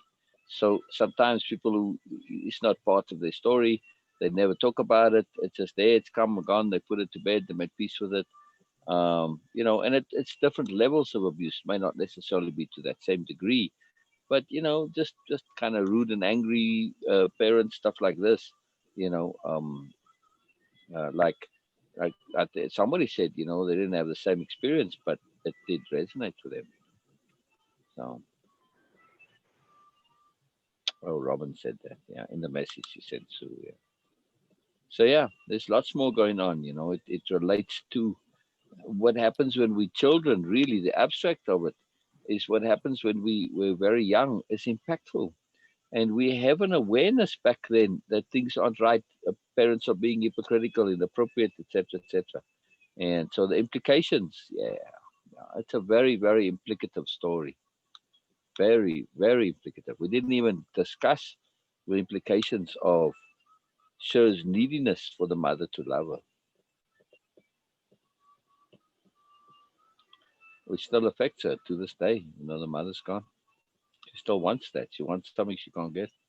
And she wants something that if she does get it, it's not going to make the difference that she thinks it does.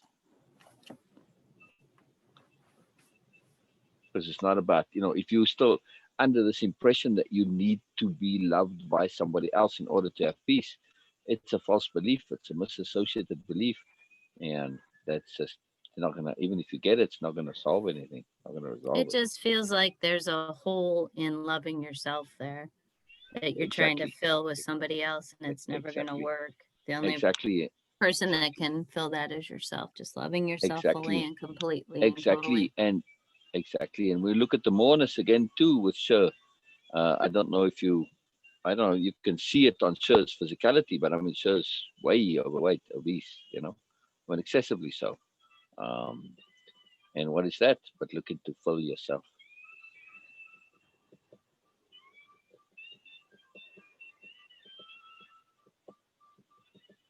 So it has physical consequences too. And it came up, you know, there was a joke about it. So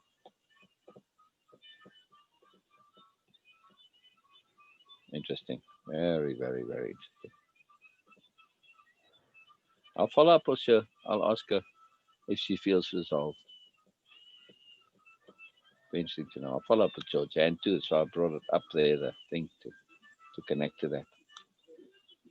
You want to do some more, Donna? No, Oh, okay. Brilliant. Ah, very cool. Very, very cool. Beena, Yeah. anything? do Did you you feel feel any any moreness moreness? too yesterday? Yeah. Yeah. From yesterday. As I shared with Cher also that I deliberately just didn't listen to the story details. I had some idea. It's not like that. I'm not aware of it, but I don't want to go Beena in put deep. the sound off. I love that. Yeah. And just I was just watching Cher the way she was sharing her story because before when she was reading, it was like just reading something. A disconnect at that time was very obvious. And also in Cher's, her own vibes were like very edgy, very rough, with rough corners on that. It is getting smooth, but it's still, Donna, it can be really controversial what I'm going to share with you because this is something I don't know. I'm feeling that. There is still something Cher is not telling herself. She is not sharing with her own self. There is something still there. It is just my feeling. Like I don't know what else can anyone imagine after all the story or the idea of all her story, the basic concept of that. I'm not. Saying it like it's a made up one. No, but the whole story of her life. I cannot imagine anything more than that. But still, there is something which is I continuously was having a vibe that there is something, if not more, equally important, which Cher still haven't said to herself. Mm. which is not necessary to say that, of course not necessary to say that to anyone, but to our own self. Sometimes it is needed when you are not having at peace with yourself. Then it's good to say it to yourself, not to others, just to yourself. But if you are at peace, then it's okay. No need to just go into mess and do all the things. No. But I feel with sure that she is still not telling something to herself, not sharing with her own self. This was something that maybe, Donna, you are also perceiving, that there is something more going on other than just sharing that story. That though the story was like a very very much I don't know how to say that, but and her family and that whole sharing was other than her sister also someone there from her family. I don't recall. No. Mm-mm. Georgianne was there, but other than, not that I knew of, the only people were people from the group, from Wave Impeccability. Okay. Okay. So like, okay, she was sharing with her representation of her family in her sister's way. So, but it's still, there was something more than that going on. Maybe it was just share her own energy and that. I don't know how to say that, but Donna, I know that you were feeling that, and not in a with the specifics, but also aware of it. I am. Oh. Yeah.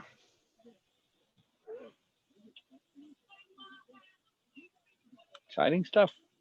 Really exciting. I like to be open to the stuff, and hey, let's see what comes. Yeah.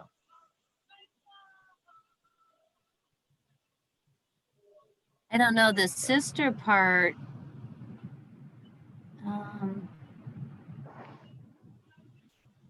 It was such a dramatic, almost in your face physical manifestation of loving yourself. It was like, if you have not made peace with your inner child, and if you're not hugging and embracing your inner child, and you're not doing that, and that's not enough, it was like the sentence, the information, let me read it again. I wrote it down. What came to me was, I think, the missing part for me, the moreness that was going on. Yes. If you're not fully and absolutely, like we were talking about, if there's a gap and you're trying to fill that gap with somebody else's love, if you don't love yourself, so that gap, that hole, was represented by her sister, and her sister represented that childishness, right? Childish. Yes. So if that Yes. childish didn't get moved to childlike, and then that childlike never got hugged and embraced and accepted, the mother coming in and giving Cher a hug was never, and still is never, going to be enough. Yeah. And it was such a representation of that. I mean, the voice and how she presented herself. I mean, it sort of took me back. It was like, wow, seriously? The voice and her demeanor and the interaction and the role she played, it was so strong to me that I almost couldn't believe it. It was just like, wow. Yeah. It was very anomalous. Yeah. It's like almost she was Cher's voice, right? Well, it didn't strike me. It didn't strike me as a little sister. She didn't.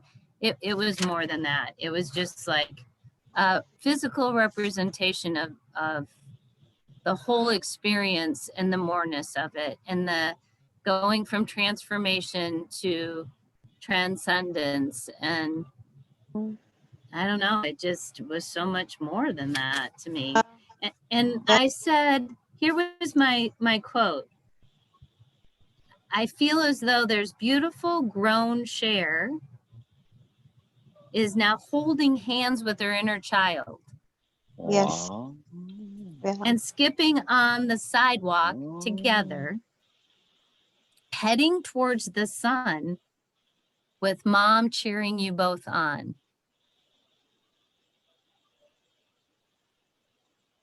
Wow.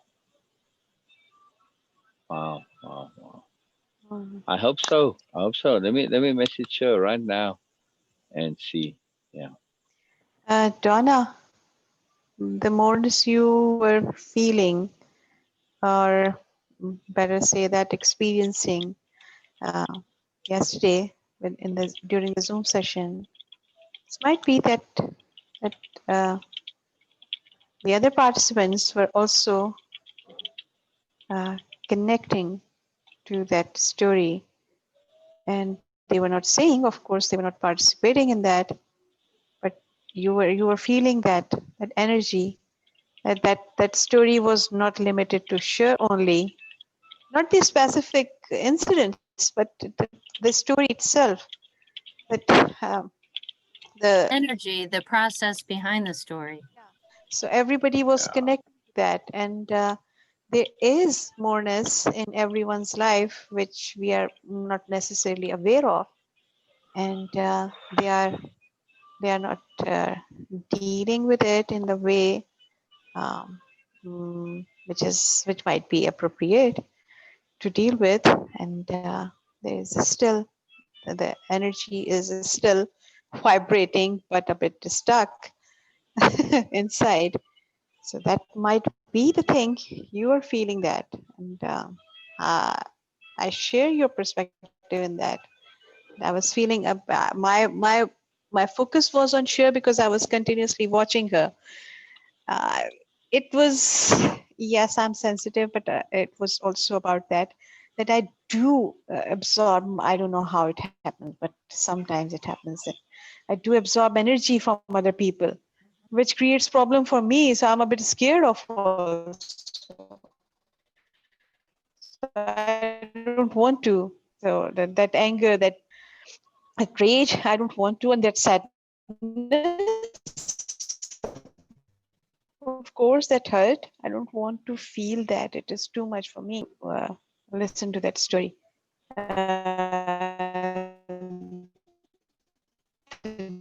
Details. I know that story, what the incident, and then the things which other people's were connected only from sure, from all other participants also. Where I feel like the we comes in. I feel like that story was just a message from the universe through Cher. The right people listened to it. Each one of us connected and took from it the basis, but also on a connected basis, an expansion of awareness as individual people, but as a collective. And, you know, sometimes in that process, there's still gaps. And I just felt like there was still a little bit of a hole when, you know, she was talking about the love of her mom. And I feel as though I can connect to that because for a long time I had that. I had that strong desire to have the love of my mom and my dad. And there are times where that is still a tiny little itch that comes out, even though I'm fully embracing who I really am. And even though, from a moreness perspective, I can look at that and say, I don't need anything other than myself. But sometimes there's just a little bit of an itch that comes out. And so what that does is for me, I can connect to Cher and maybe she has that same little itch. And so that offers us both a chance to step back and really, really connect to that and see how that feels. You know, I can say, for example,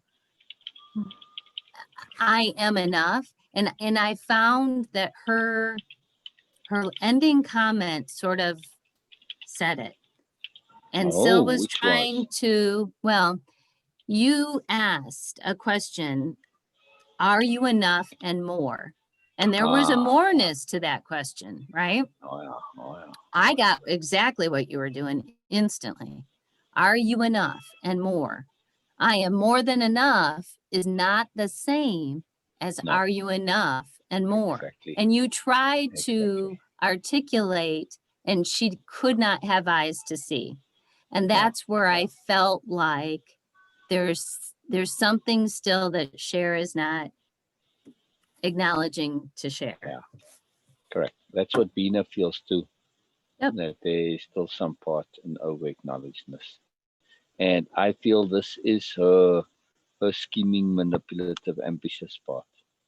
That's my personal opinion and on the information that I have. Well, of course, it may shift, but from what I have now. I don't understand what you mean by that.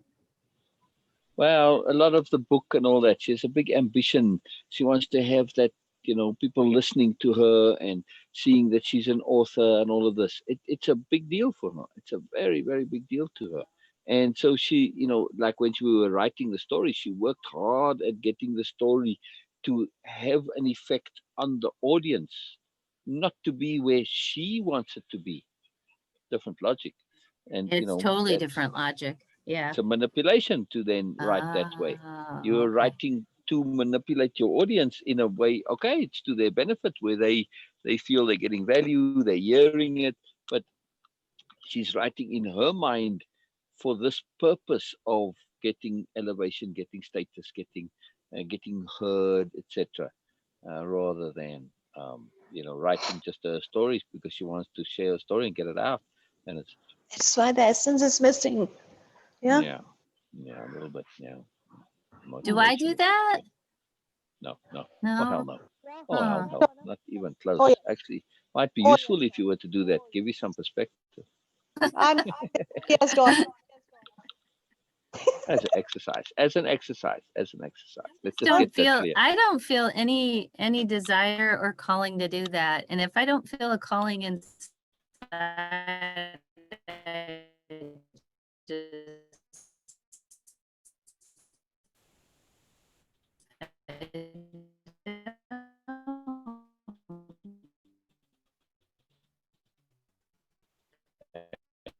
Exactly. You're genuine, Donna. You don't have all this other stuff going on.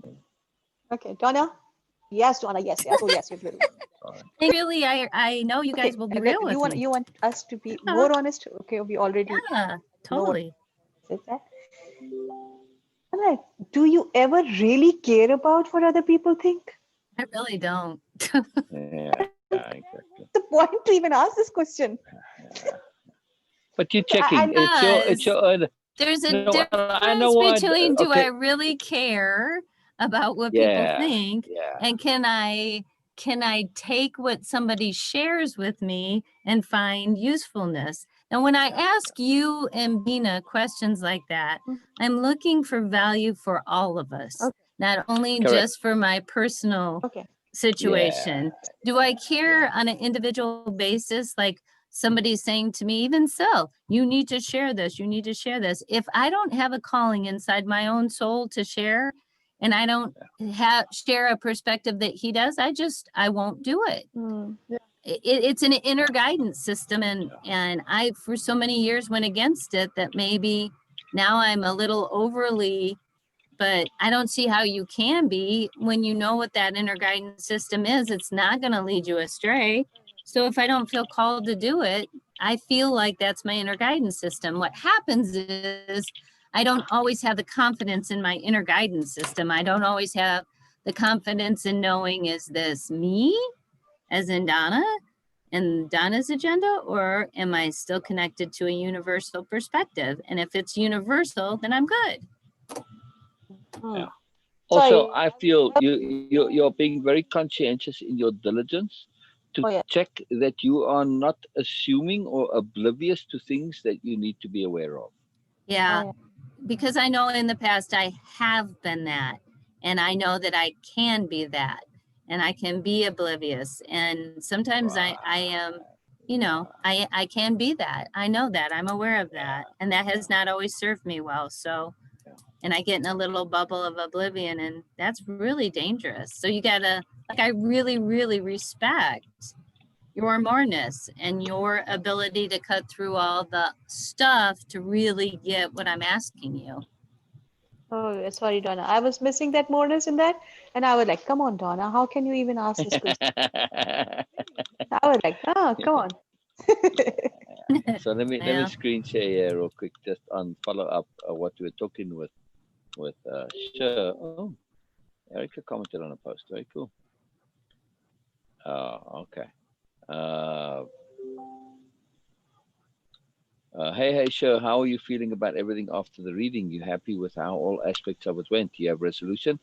Definitely! Exclamation marks. That's cool. My takeaway was to read it without shame. Was the biggest shift ever for me, and to feel real grounded in my truth. So I haven't heard of. Okay, it was And such. what's this? Hmm. Hmm. Well, I like this. I said, you just shared the pictures of our in the temple here. I don't know if you saw these or not. Did you?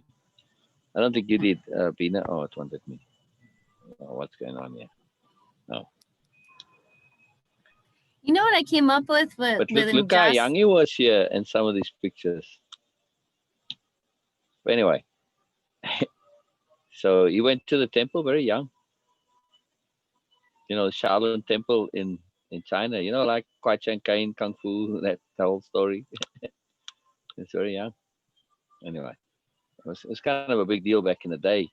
So I said I assumed that he was a bit of a prodigy, right? Yeah, prodigy. And he said no, just passionated. I like that, passionated. That's a cool word. That No, is a cool word. I love that. I was passionated, but yes, Dictionary I had talent power. in one. Yes, yes, yes. Let's see what Cher said. Let's see. I'll get back to Josh in a second. She is growing beautifully. She was grateful to hear parts and is now ready to finish reading the book. She's been on her journey of self-acceptance as well. Our relationship grows stronger from this. Wow, wow. I mean, she can't be that much younger, surely. You know.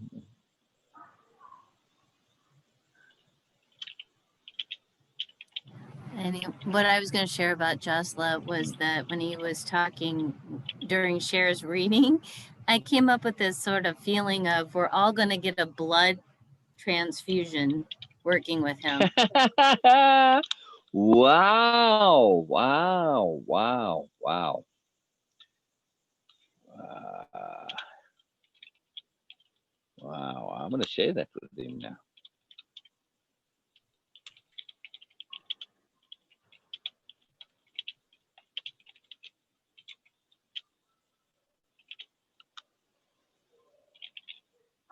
Well, figuratively, right?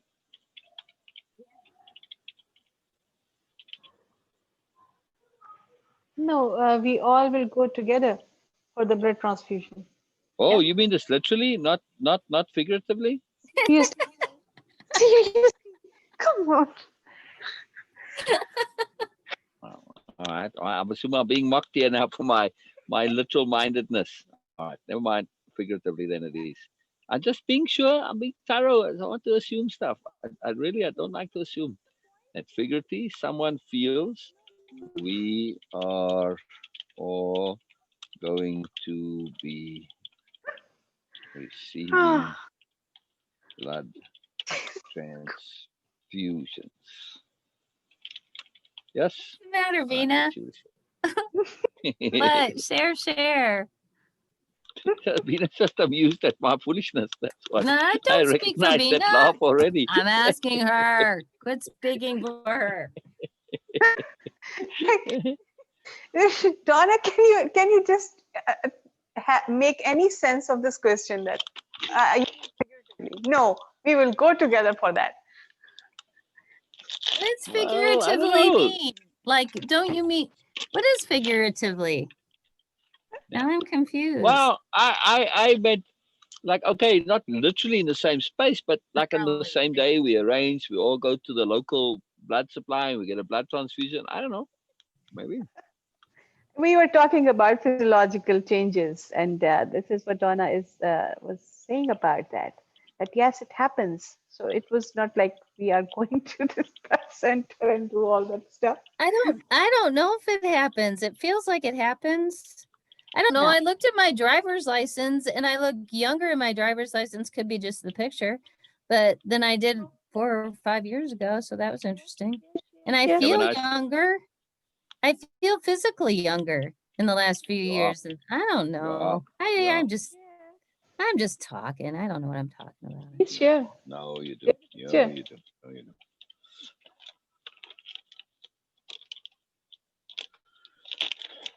Maybe Oh, different oh. states of consciousness brings your physical body, allows it to have a different state of being physical. Okay. That could make sense, right? Yeah. This, Oh, absolutely. I absolutely feel this is a very real thing. All right, it's very, very, very real. What do you Yeah. think, Beena? Psychosomatics taken psychologically. Sorry, yeah, keep going. Just want to finish that. so this thing that Donna, that how our thought process, how our state of being affects our physical body. This is something I'm also thinking about. That's why I was posting my pictures from 2016 and Yeah. 2017. That's These what were- I thought. Yeah, because and I said that I was sharing with discussing with Sil that I'm using these pictures just for a reminder to pay attention to what's going on here, because my thought process is affecting my physical body also. Right. The majority Mhm. of my thought process is actually it grew rapidly. It seems like a decade old for me. When I look at myself and I said, "What's going on, Beena?" And I said, "Okay, I need to take care of it.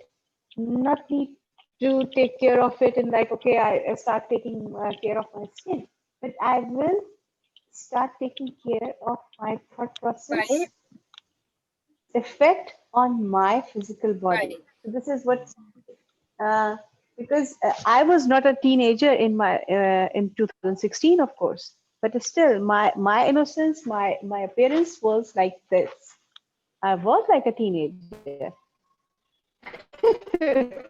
but Right. now and when I allow, and it was a deliberate thing. I just opened myself for that I want to get mature. That was the same thing with the voice. And so he mentioned that. The moment he mentioned, I said, yes, that's it. And I just simply leave that thing deliberately to say that, okay, now I have to be more open to that. And the same thing happened to this also. And when it can happen, so you can make it deliberately also. So I'm going to choose deliberately to whatever I want to be. It could be younger, it could be more mature, who knows. Right. I will choose deliberately now I because this I'm taking it the next layer. What if you could deliberately, Beena, choose Yeah. to change your cell structure? That's all I'm doing. Like I totally feel very confident in saying there's a mind body connection and your thoughts impact your physicalness. But like, Oh. what if it's even more? Donna, I did that. I just made myself made my hair curly. I And do remember when you were talking about that. Yes, and Mama, I was like, and my sisters they were like really shocked. What you are doing to yourself? And I said, look, they're curly now, and they Mhm. become. And Mama was like super upset with me that why you are ruining your hair. And nobody was paying attention to that how I did that. How did you do it from a cell perspective? Yes, that was the That's the key. But intent. no, I'm asking you, how did you? Like, did you think to yourself thoughts like on the cellular level? I feel like I have to know like how the body works and the science, and I have to know Venus, about yeah. DNA and cells and So I'm going to go to my microfiber cell, and my intent is to create a hair that's now curly or whatever. But Okay. so that's why I'm asking, like, how did you do that specifically? It was I never been able to do visualization. People say, and it is a big thing in law of attraction that okay, just visualize that thing. Right. I never able to, because whenever I try to concentrate, I feel sleepy. I just my mind shut down completely. So I never did that. No affirmations. It never works for me. I'm too lazy for that. I'm not organized, not disciplined in that. No writing, never. Sil, and you know me more than anyone else in this regard, that I'm not in that thing. No one, even myself, can push me to do anything if I don't want to. So the whole thing for me, it was the excitement. Okay, so what happened that there was a reality show on TV, and it was an Indian reality show, and the girl who was who seems like that she will be the winner of that reality show, singing competition. Ah, I do like her. I was like, really, I like her voice, I like her sweetness, and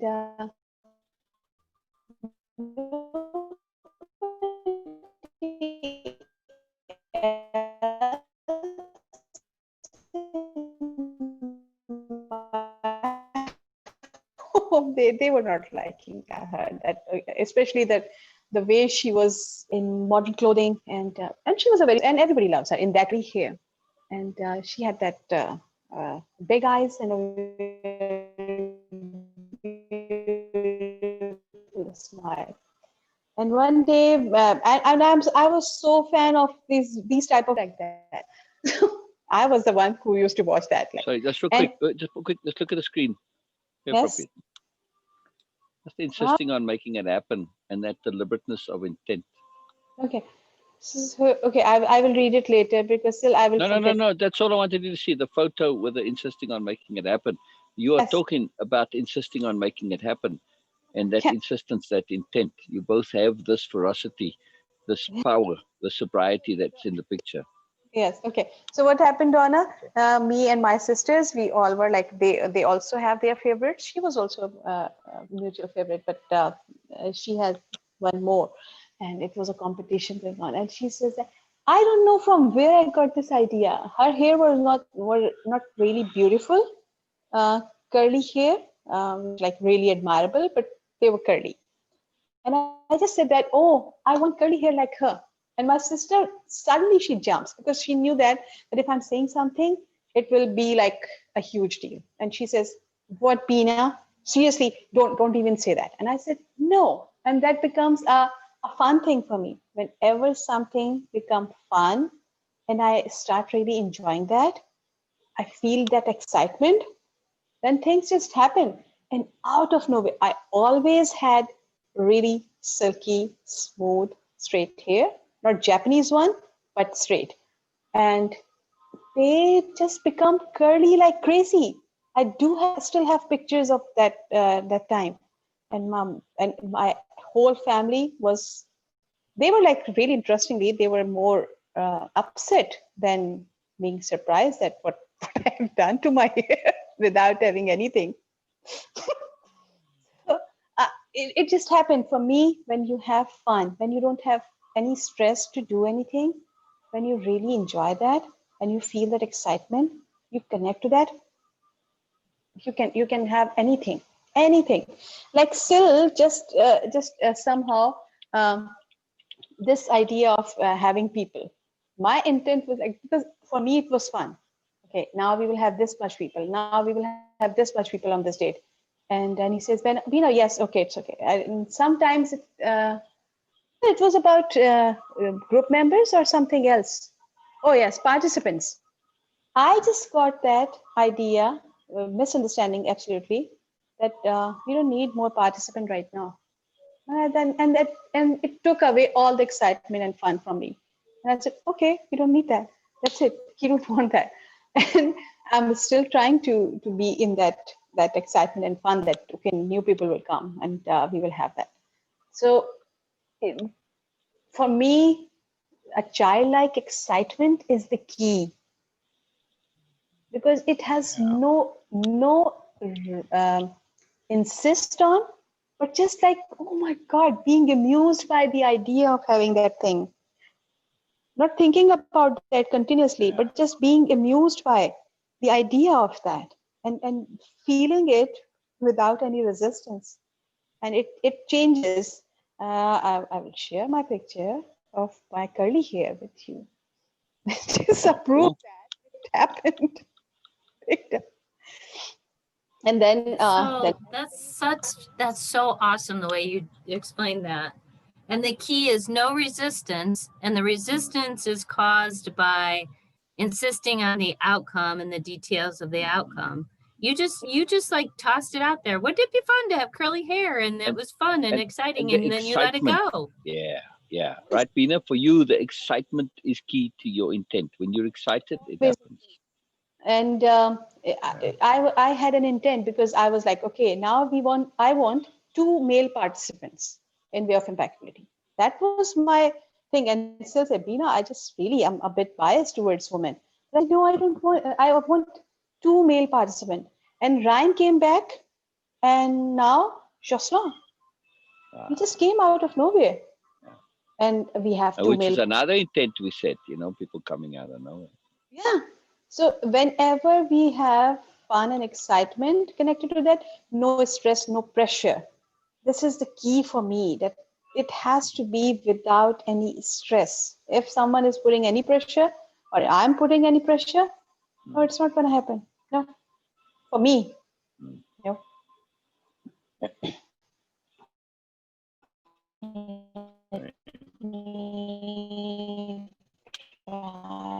Yes. So Donna, you can try that, because you have this. When you smile, there is no resistance in that. That's why you smile is so magical for me. When you actually smile, not with courtesy, it is the most free smile I have ever seen. Most free smile, no stress, nothing, just smiling. Let me search. And how straight, because of mama anymore. So then it gets back to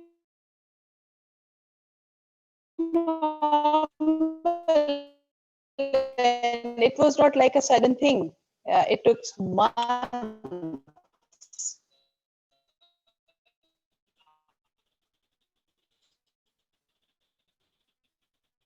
to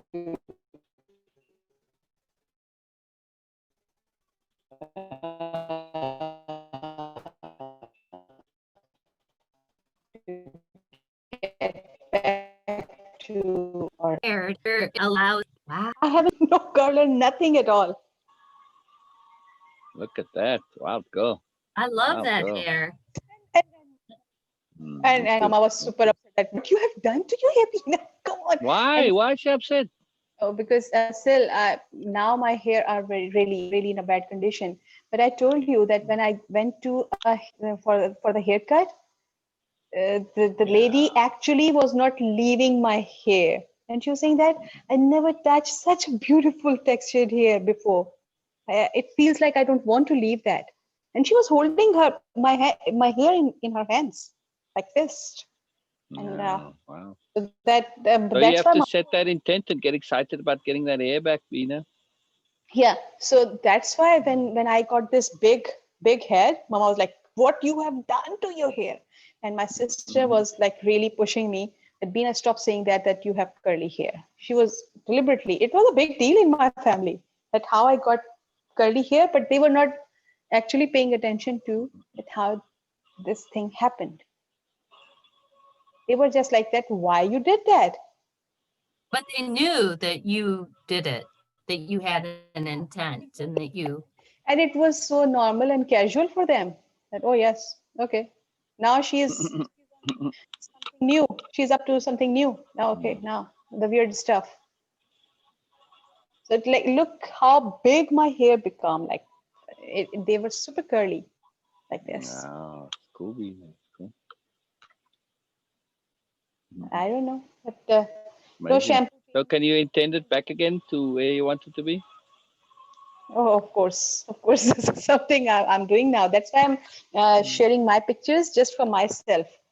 That they will be there, and I will look at myself. That okay, why and how? Because still says that Beena, you sounds your voice doesn't match you.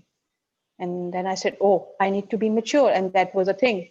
I was so excited about that, and then the maturity process like become so rapid, and now I have to set it back to something so I Yeah, your can voice changed choose. dramatically. It's fantastic Yeah, now. yeah, Fantastic. and it happens with again Donna.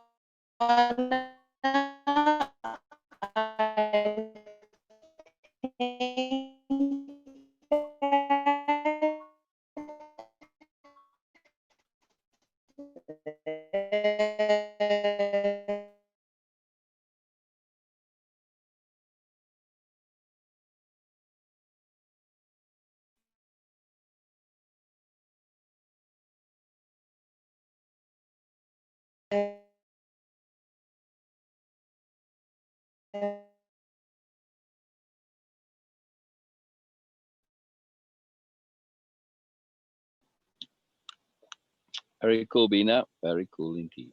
We can experiment. I was asking Sil that okay, let's decide something else.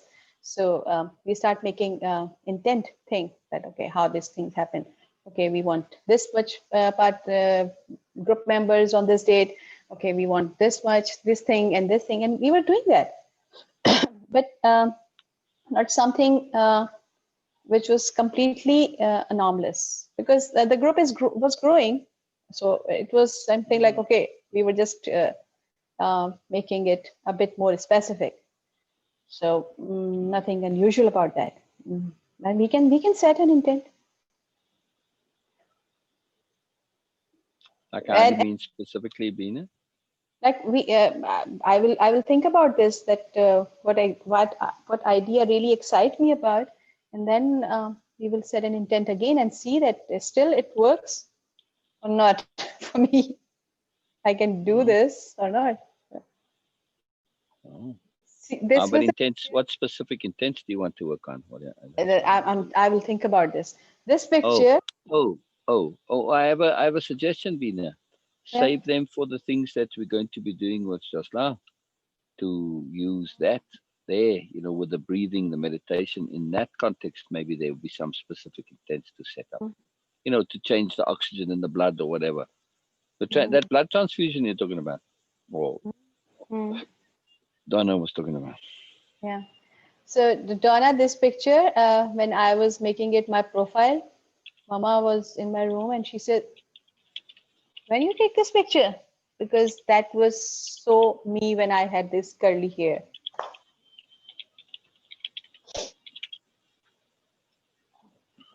Beautiful. That's not you. Yeah. Sorry. That's not you, is it? Of course, it's not me, but I was just making because I find it very interesting the expression, the way she's looking. So it has some moreness, It and represented you when you had curly hair. yeah. But Ah, Mama said that when you took this picture, because she was so convinced that this is me. I had Wow, you even fooled your own mother. I can't see now. My Zoom is frozen, so don't take it away. Just leave it there, or message me the picture either way. I Mhm, can't get to it now. Ah, dang it. mhm. It will come, so I'm not taking it away. So Ah, all right. So Mama was saying what? when you took this picture, and I said, no, it is not mine. So she was so convinced that this is my picture.